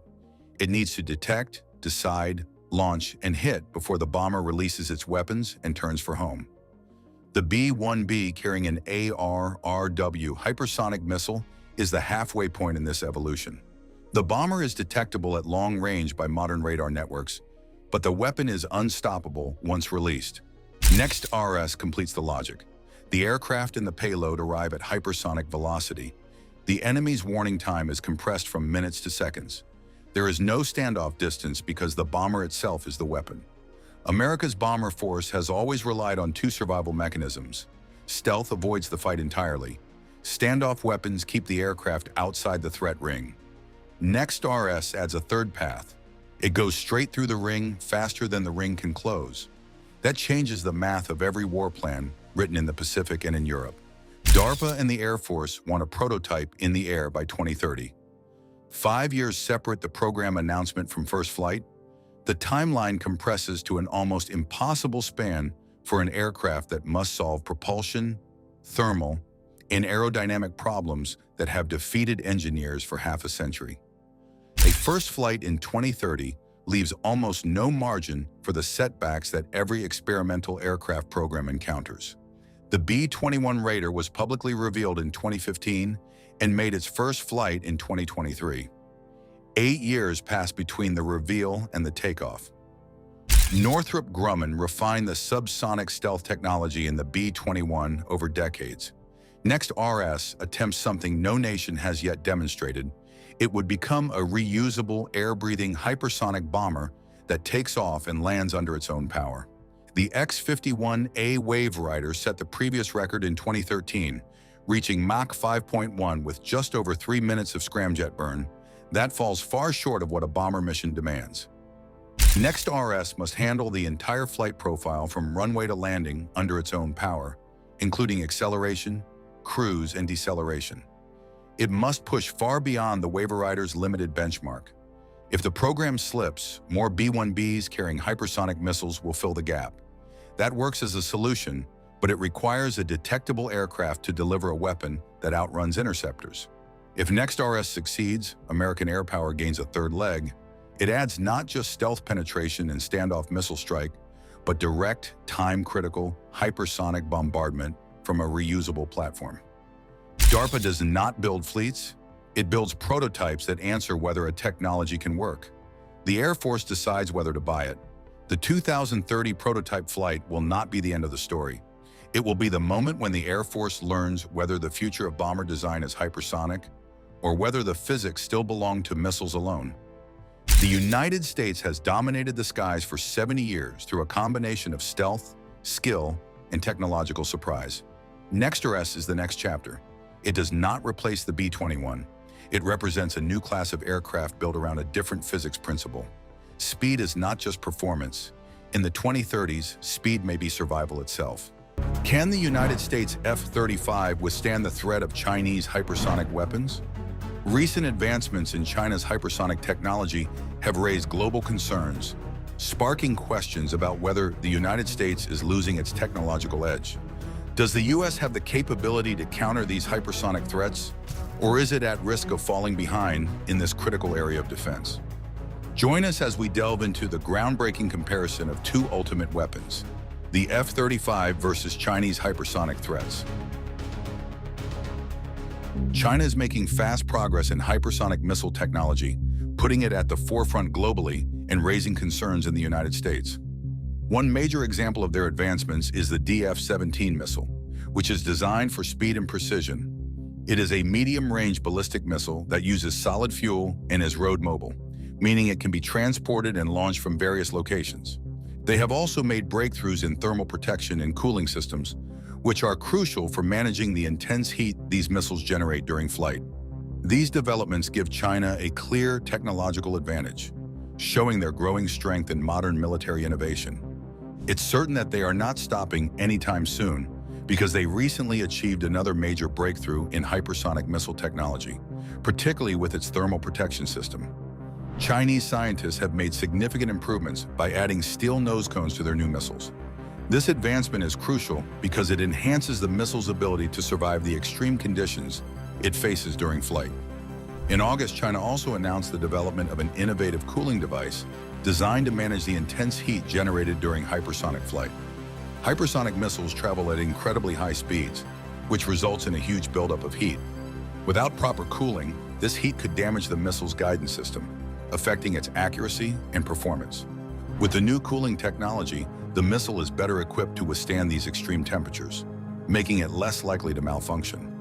This improvement allows the missile to fly more effectively and remain undetected, increasing its chances of successfully reaching and eliminating its target. These technological advances are a significant step forward for China's hypersonic missile program, giving it a performance edge in the field of modern warfare. As the race for advanced weaponry intensifies, these innovations could change the future of missile technology and warfare. One member of Congress is raising concerns. Representative Doug Lamborn, who is part of the House Armed Services Committee, held a hearing for a subcommittee this spring. The mood was serious. One expert on the panel said the United States is clearly falling behind China. Jeffrey McCormick, an intelligence analyst with the Defense Intelligence Agency, stated that China now has the world's leading hypersonic arsenal. The United States still has reason for optimism. Surprisingly, one of the best American hypersonic missiles is being developed by the U.S. Army. Known as the Long-Range Hypersonic Weapon, or by its nickname, the Dark Eagle, this missile has impressive capabilities. It can travel at speeds exceeding 3,008 human miles per hour and has a range of 1,722. The Dark Eagle uses a road-mobile launcher, a feature also preferred by China for its missiles, making it a highly versatile weapon. According to the Army, the missile can fly to the top of the Earth's atmosphere and stay just out of reach of air and missile defense systems until it's ready to strike. By the time it's within range, it's already too late to react. Despite China's advancements, all is not lost for the U.S. The race to develop hypersonic missiles is critical, as China has made remarkable progress in this area. Their scientists have been steadily advancing hypersonic technology and already have fast, maneuverable missiles deployed. China's military continues to look for ways to improve these weapons, and its rapid progress is something the U.S. must be prepared to match. However, the United States is not far behind, and with the right focus and commitment, it can catch up to China. The issue lies in the way the U.S. military approaches hypersonic development. While China has been able to make steady, incremental advances in their missile technology, the United States has focused on separate programs across various branches of the military. This lack of coordination could slow progress. In contrast, China's approach is more streamlined, allowing them to make faster improvements and field more advanced systems. There's still a chance for the U.S. to regain its lead, but it will require strong, focused efforts. We have yet to experience a Sputnik moment where China might test a hypersonic missile in a high-profile launch that demonstrates its serious intentions to use these weapons for strategic purposes. A launch over Guam, for example, could be a powerful signal to the world of China's capabilities and intentions. Until such a moment happens, policymakers like Representative Doug Lamborn, who is raising concerns about the state of U.S. military technology, are crucial. They are pushing for the U.S. to stay focused on developing advanced hypersonic systems to counter China's growing missile capabilities. While there have been some obstacles and challenges in the development of American hypersonic weapons, the U.S. defense industry is known for its strength. With continued investment, collaboration, and focus, it's likely that the United States will catch up to China in this critical area of military technology. The arms race is far from over, and with the right strategy, the U.S. could still emerge as the leader in hypersonic missile technology. This leads us to one important question. Can the F-35 withstand the lethality of the Chinese hypersonic threat? Let's analyze the strength of this American airfighter. The F-35 Joint Strike Fighter is one of the most recognizable fighter jets in the world. Since it began service, this American-made fifth-generation aircraft has flown over 777,000 hours. Currently, 20 nations use the F-35, making it a vital tool for the U.S. and its allies. For years, the U.S. held air superiority with the introduction of the F-22 Raptor. However, both China and Russia now have their own fifth-generation jets and are working on sixth-generation designs. For now, the F-22 and F-35 remain America's top fighters. The F-35 mission systems are like the brain and eyes of the jet, making it one of the smartest aircraft ever built. Packed with advanced sensors and software, these systems give pilots a complete picture of their surroundings, making the jet a powerful tool in modern warfare. Key components include the APG-81 radar, which can track multiple targets over 150 kilometers away, and the Barracuda electronic warfare system, which can detect, jam, and protect against enemy radars.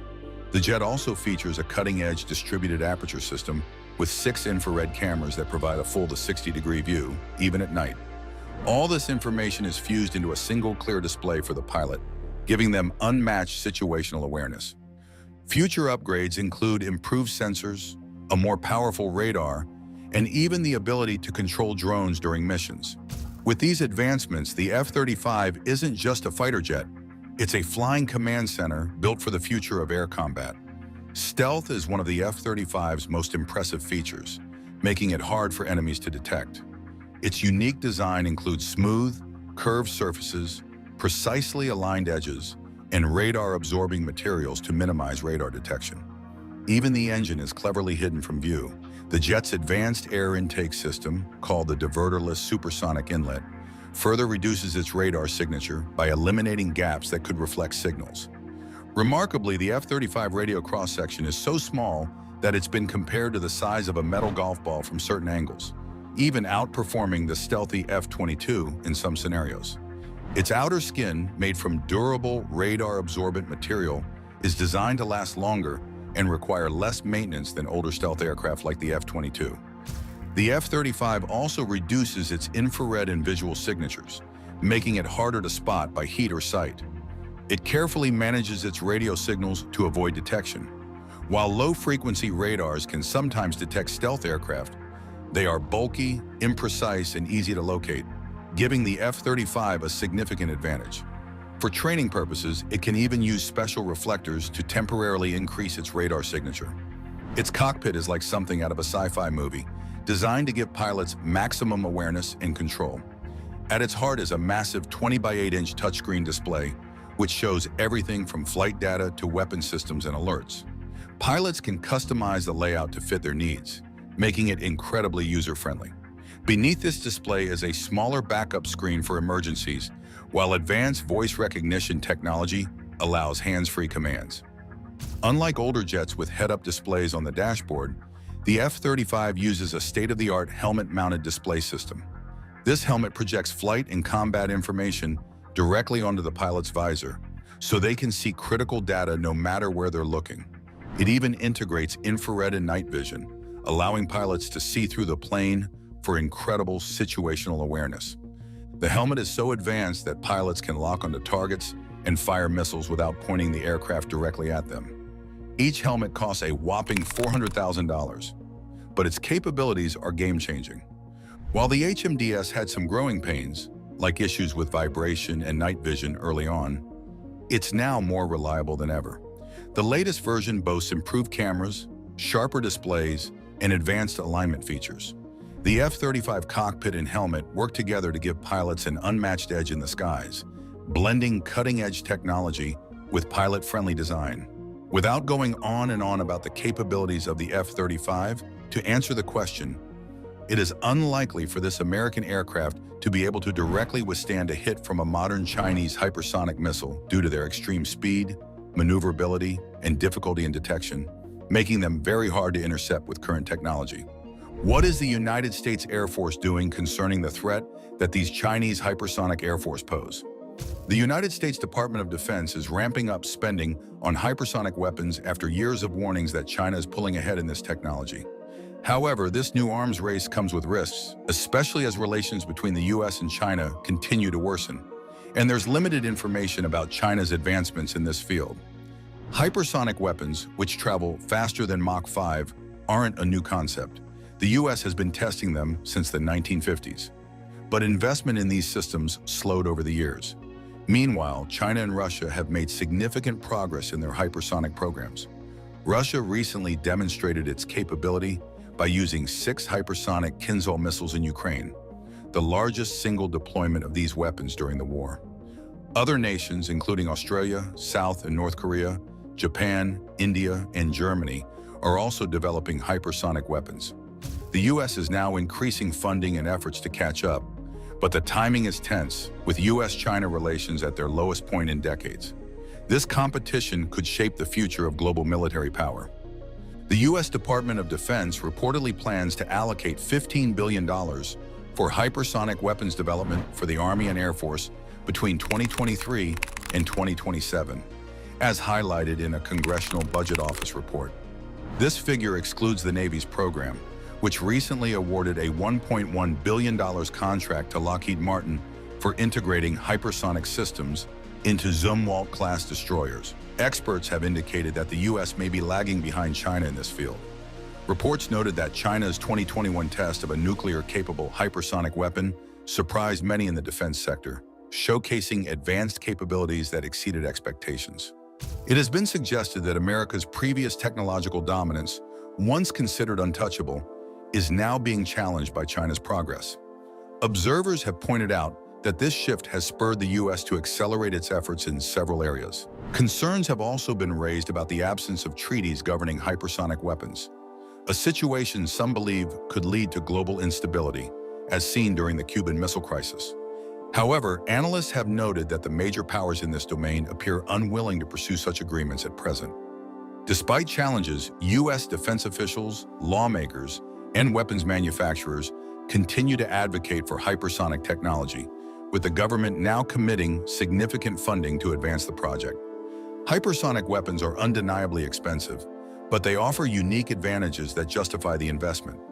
The U.S. military began exploring hypersonic systems as far back as the 1960s, initially focusing on hypersonic flight for transporting people rather than weapons. By the 1980s, however, the focus shifted. During this period, the Air Force tested the maneuvering reentry vehicles, demonstrating that missiles traveling at speeds of Mach 5 or faster could be guided precisely to their targets as they re-entered Earth's atmosphere. The early 2000s marked a turning point when the U.S. began serious efforts to develop hypersonic weapons under its conventional prompt global strike program. Today, two primary types of hypersonic weapons are being developed: glide vehicles and air-breathing missiles. Glide vehicles are launched on rockets and glide through the atmosphere at high speeds, while air-breathing missiles use engines to sustain their hypersonic speeds. Although U.S. hypersonic systems are designed to carry conventional payloads, other nations, such as China, are pursuing nuclear-capable hypersonic weapons. This was evident during China's groundbreaking 2021 tests, which demonstrated the ability to combine nuclear warheads with hypersonic speeds, raising concerns about the global arms race.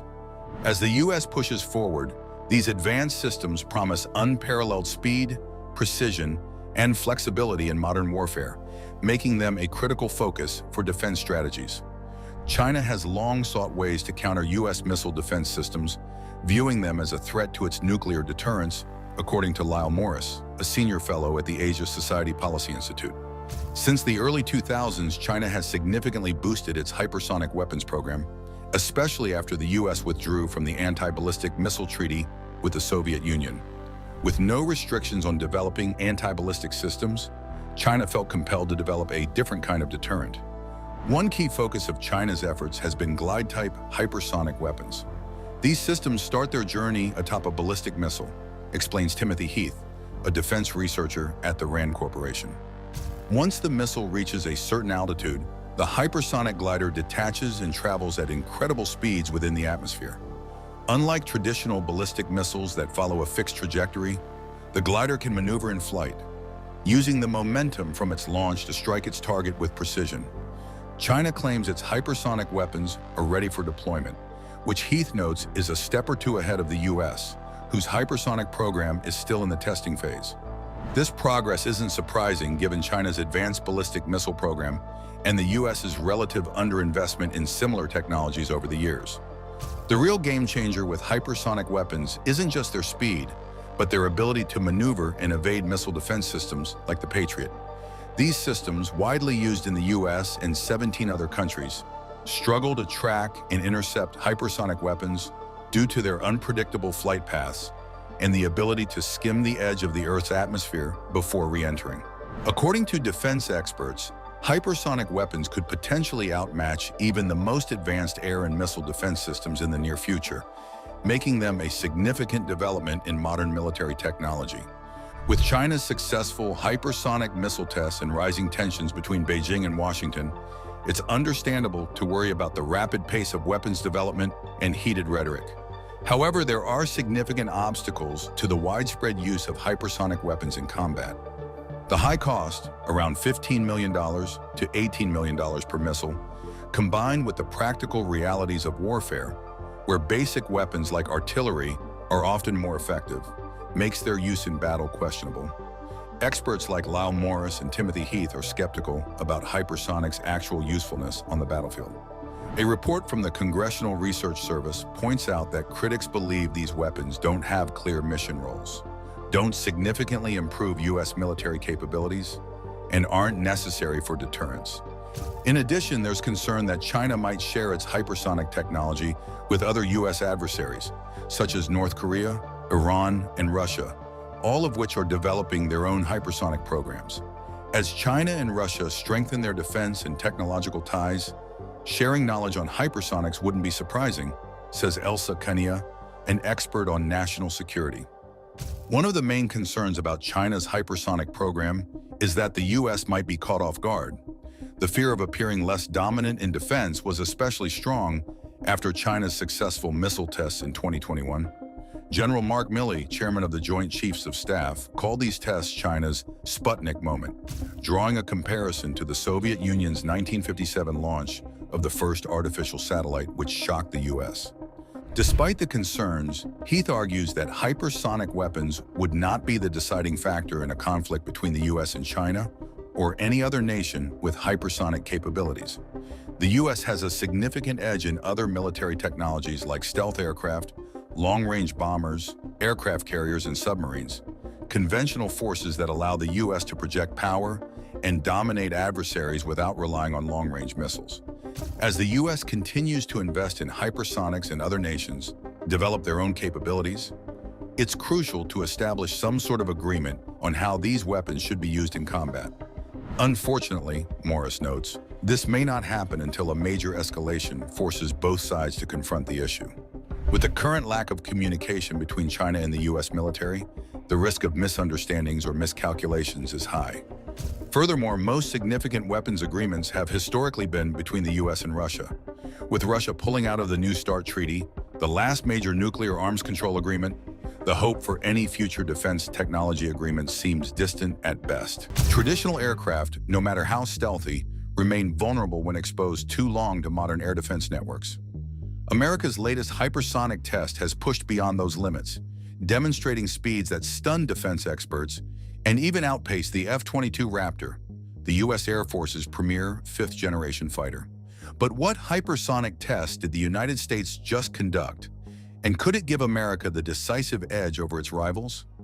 Join us as we unveil the details of the hypersonic test that the United States recently conducted and what exactly stunned experts.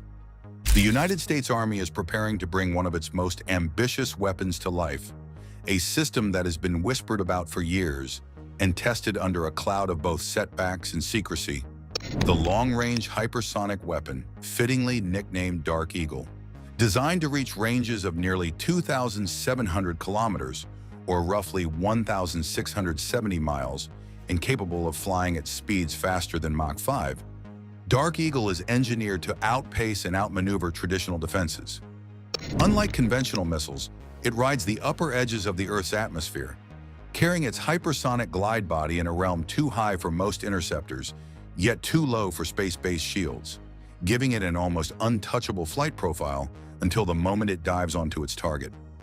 This ability makes it a weapon designed not just for offense, but for deterrence against formidable rivals such as China, Russia, and North Korea, all of whom are racing to master their own hypersonic arsenals. But Dark Eagle's road to deployment has been anything but smooth. Originally expected to be operational by the year 2023, the weapon stumbled through a series of frustrating test failures. Its first major setback came in 2022, when pre-flight issues forced the Army to scrub its launch, delaying progress at a time when urgency was mounting. The following year brought another hurdle as engineers uncovered a critical battery flaw just before testing, a seemingly small technical issue that created another lengthy pause. For critics, these stumbles seem to confirm doubts about whether hypersonic technology was ready for real-world use. Yet the program pressed forward, and by 2024, Dark Eagle began to prove its worth, with a battery making its debut at Exercise Resolute Hunter, a milestone that suggested the tide had turned. Now with official deployment scheduled before the close of fiscal year 2025, the weapon is poised to become more than a prototype. It is set to become an operational reality. The question of where the first unit will be stationed remains uncertain, though Joint Base Lewis McChord in Washington, home of the first multi-domain task force, has long been the likely candidate. Wherever it lands, Dark Eagle will come as part of a complete system, including launchers, transport vehicles, fire control stations, and a full logistical backbone to keep the weapon combat-ready. Its arrival will give the Army a strategic edge, one that promises not only to close the hypersonic gap with rival powers, but also to establish a new standard for precision strike warfare.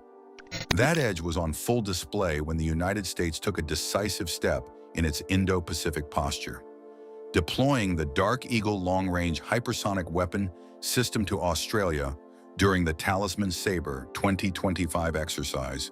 It was the first overseas deployment of the ground-launched hypersonic system and signals Washington's intent to deter and, if needed, counter growing Chinese military reach. In July, the Hawaii-based 3rd Multi-Domain Task Force moved the system into Australia's Northern Territory, where it integrated into a 3-week exercise that involved roughly 40,000 troops from 19 nations. For the United States, the deployment was both a demonstration of capability and a test of how rapidly advanced strike systems can be projected into contested theaters. Dark Eagle was engineered for precisely this kind of forward presence. Each missile can fly faster than Mach 5 and strike targets at ranges near 1,725 miles, while maneuvering in flight to frustrate interception attempts. Mounted on mobile launchers, the system supports shoot-and-scoot tactics that complicate enemy targeting and shorten the time adversaries have to respond. That mobility, paired with high speed and mid-course maneuverability, gives commanders flexible options for rapid long-range response and reshapes how planners think about deterrence and escalation in the region. Beyond the hardware, the deployment served clear diplomatic purposes. Stationing the Dark Eagle in Australia reassured allies that the United States remains committed to Pacific security and is willing to integrate advanced capabilities into combined operations. For partners anxious about Beijing's expanding Navy and missile forces in the South China Sea and beyond, the move signaled that the U.S. can partner closely and bring modern strike options to bear. The presence of the system during a large multinational exercise also provided a chance to rehearse alliance logistics, command arrangements, and the exchange of targeting data under realistic conditions. Operationalizing hypersonic weapons in a forward setting is complex. Their unusual flight profiles and speeds demand new planning, logistics, and command and control approaches. Transporting, emplacing, and sustaining the system during a forward deployment required careful coordination between U.S. and Australian authorities. Troops trained on secure emplacement, rapid repositioning, and integration with allied sensors, so fire control and targeting could work smoothly across national lines. Exercises like Talisman Sabre tested not only the weapon, but also the networks of people, sensors, and communications that must function together for a hypersonic strike to be credible and safe.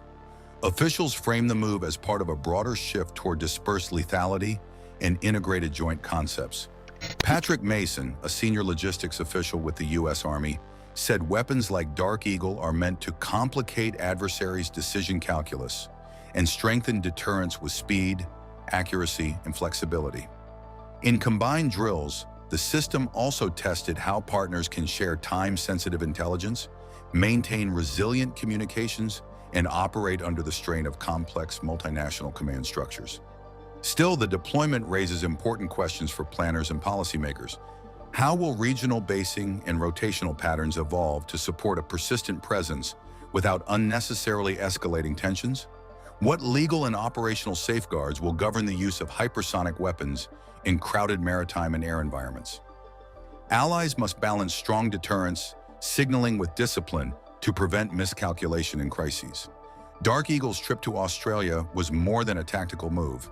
It was a strategic statement. By demonstrating the ability to deploy a mobile, high-speed strike capability alongside partners, the United States showed it can field advanced deterrent options in the Indo-Pacific, complicating any adversary's planning. For allies and rivals alike, the message is clear. The tempo of modern strike warfare is accelerating, and those who can move faster will shape the region's security and policy matters.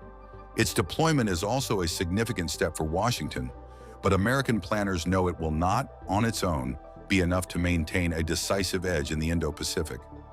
China has been pressing ahead with its own hypersonic arsenal, developing and unveiling systems designed to bypass traditional defenses and complicate U.S. strategy. Chief among these is the DF-17, first displayed in a Victory Day parade in Beijing in 2019, a system that sent ripples through military circles by showcasing China's ability to field an operational hypersonic glide vehicle well before many had expected. Unlike speculative projects, the DF-17 has been paraded, tested, and woven into the People's Liberation Army's broader modernization efforts, signaling Beijing's intent to lead in the hypersonic race rather than play catch-up. Now, as another Victory Day parade approaches on September 3rd, reports suggest that even newer hypersonic platforms could be revealed, potentially joining China's arsenal shortly after the celebrations end. If accurate, these developments underscore a pattern. Beijing uses such parades not only for domestic prestige, but also as strategic messaging to its rivals. Rolling out new hypersonic systems in front of cameras is more than a show of strength. It is a signal to Washington, Canberra, Tokyo, and beyond that, China will continue to innovate and deploy weapons designed to neutralize foreign strike capabilities. With each new system announced, the pressure grows on the United States and its allies to demonstrate that their own technologies are credible and deployable, not simply prototypes or test articles. Predictably, China's reaction to the Dark Eagle deployment has gone beyond military calculations. State-controlled outlets and affiliated analysts have seized on the move to portray Australia as an instrument of American power rather than an independent actor. In remarks to the South China Morning Post, Chen Hong of East China Normal University argued that Australia had become a tool of Washington's Indo-Pacific strategy, describing Canberra as both a strategic and tactical weapon used by the United States across multiple fronts. This rhetoric fits neatly within Beijing's long-standing narrative that U.S. alliances are manipulative, designed to coerce partners into serving American interests at the expense of their own sovereignty.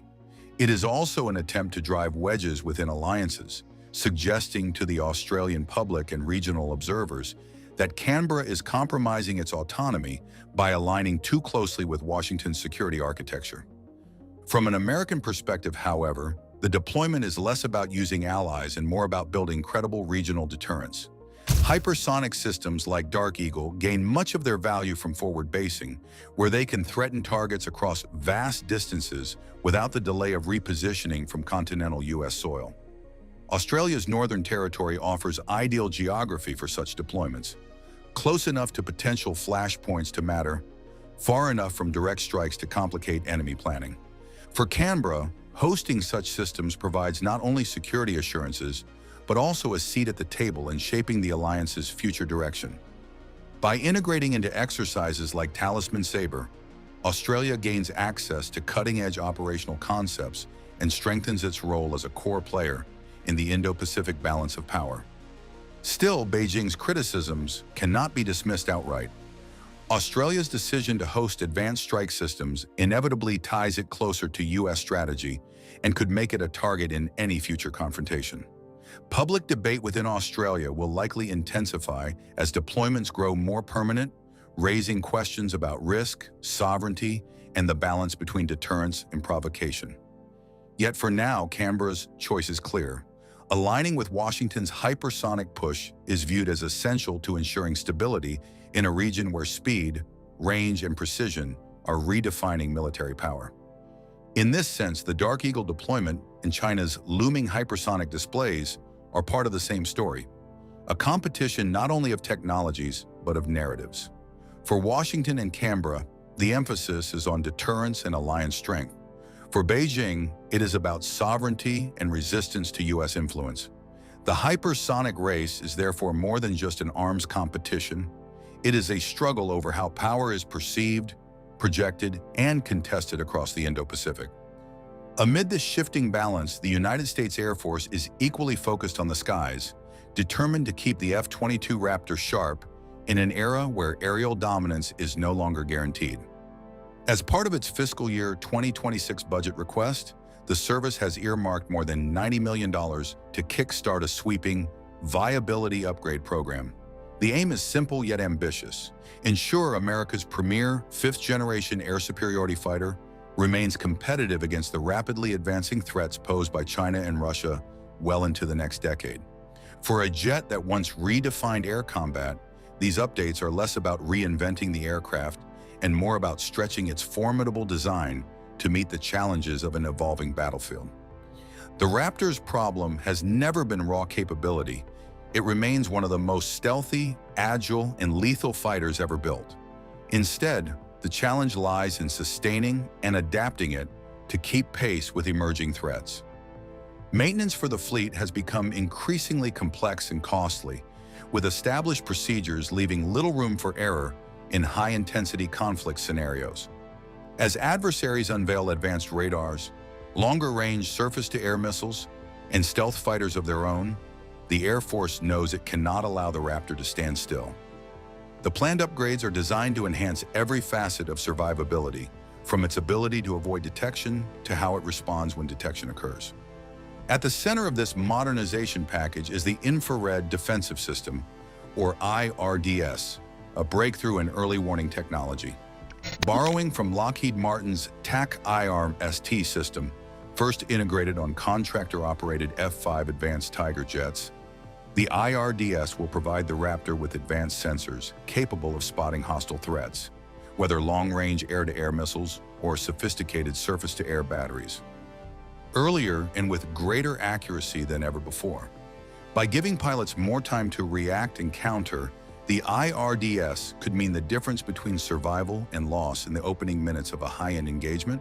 But the IRDS is only one part of a broader suite of updates designed to make the Raptor more formidable. Parallel to the viability upgrade, the Air Force is already investing in an infrared search and track system, or IRST, housed in an external pod. This system allows the F-22 to detect and track low observable aircraft like China's J-20 or Russia's Su-57, without relying solely on radar, adding a critical edge in the stealth versus stealth era. Additionally, engineers are working on stealth-optimized external fuel tanks, a long-awaited innovation that will extend the jet's range without compromising its radar profile or aerodynamic performance. For a fighter expected to operate across the vast Pacific theater, such improvements could prove invaluable. Taken together, these enhancements are more than a technical refresh. They represent a bridging strategy, one meant to keep the Raptor relevant until the arrival of its successor. That successor, known variously as the Next Generation Air Dominance Program or by its notional designation, the F-47, remains years away from operational service. In the meantime, the Air Force cannot afford to let the backbone of its air superiority fleet grow outdated. By investing in these upgrades now, the service ensures not only that the Raptor can continue to dominate in contested skies, but also that a large fleet of upgraded fifth-generation fighters will still be available even after the sixth generation enters the fight. The message is clear. While the Raptor's days as the undisputed king of the skies may eventually give way to the next era of fighters, it will not fade quietly into the background. With the IRDS, IRST, stealth fuel tanks, and other classified improvements on the horizon, the F-22 is set to remain a lethal guardian of American air power, bridging past innovation with future supremacy. Even as the U.S. Air Force continues to expand its ambitious upgrade program for the F-22 Raptor, all eyes are also on the future. The F-47, Boeing's sixth-generation fighter that promises to carry American air superiority well into the middle of the century. Envisioned as part of the Next Generation Air Dominance Initiative, the F-47 is not simply another aircraft, but a flying weapons ecosystem designed to dominate in an environment where stealth, speed, and information warfare converge. Yet while its potential is undeniable, the program is unfolding at a moment when Boeing faces a series of setbacks that cast long shadows over its defense portfolio. Boeing's troubles extend well beyond its military wing. The company has faced repeated controversies in its commercial division, ranging from production issues with passenger aircraft to persistent delays in delivering the new Air Force One. These problems have already shaken confidence in the aerospace giant's ability to deliver on time and on budget. In the military sphere, the picture is no less complicated. Earlier this year, two newly delivered F-15EX Eagle II fighters were abruptly grounded after a serious fuel venting malfunction was discovered. The defect caused excessive and unpredictable fuel discharge, an alarming issue that undercut the F-15EX's reputation as a low-risk, dependable upgrade to legacy fleets. For critics, it was yet another sign that Boeing was struggling to balance its commitments. Compounding the technical difficulties, Boeing's labor relations have hit turbulence as well. In early August, more than 3,000 workers across 3 major Midwest military aircraft plants launched a strike after rejecting a modified 4-year agreement. The walkout raised immediate concerns about whether the company could maintain production schedules for several key defense projects, including the F-47. Delays in development or production could ripple across the Pentagon's modernization timeline, frustrating efforts to keep pace with emerging threats from China and Russia, both of which are accelerating their own 6th-generation fighter programs. Despite these challenges, the Pentagon has signaled continued confidence in the F-47's future. The U.S. Air Force has requested $3.5 billion to push forward development, even as the U.S. Navy's F/A-XX program faces budgetary cutbacks. For the Air Force, the stakes are clear. The Raptor, still a formidable aircraft, is aging, with only 143 combat-coded units remaining in service. Replacing them requires a fighter that does more than match its performance. It must surpass it in every measurable way. With the F-47, Boeing has promised an aircraft capable of integrating advanced stealth, powerful new sensors, adaptive engines, and seamless connectivity with drones and other platforms. The Air Force's plans are ambitious. It expects to acquire more than 185 of the new fighters, enough to replace its entire Raptor fleet and then some. Artist renderings released by the service highlight a sleek, tailless design, optimized for low observability and long-range operations. Unlike earlier generations, however, the F-47 will not simply be measured by its aerodynamics or weapons payload, but by its ability to operate as the central node in a vast digital battlespace. Artificial intelligence, sensor fusion, and cooperative engagement with unmanned systems are expected to define its edge. Still, questions linger. Can Boeing overcome its mounting technical and labor challenges to deliver on time? Will production delays or cost overruns erode congressional support for the program? And perhaps most pressing of all, can the F-47 arrive quickly enough to ensure the United States retains its air dominance as rivals roll out their own 6th-generation prototypes? Thanks for watching. Before you go, click the link on your screen to check out another video. See you there.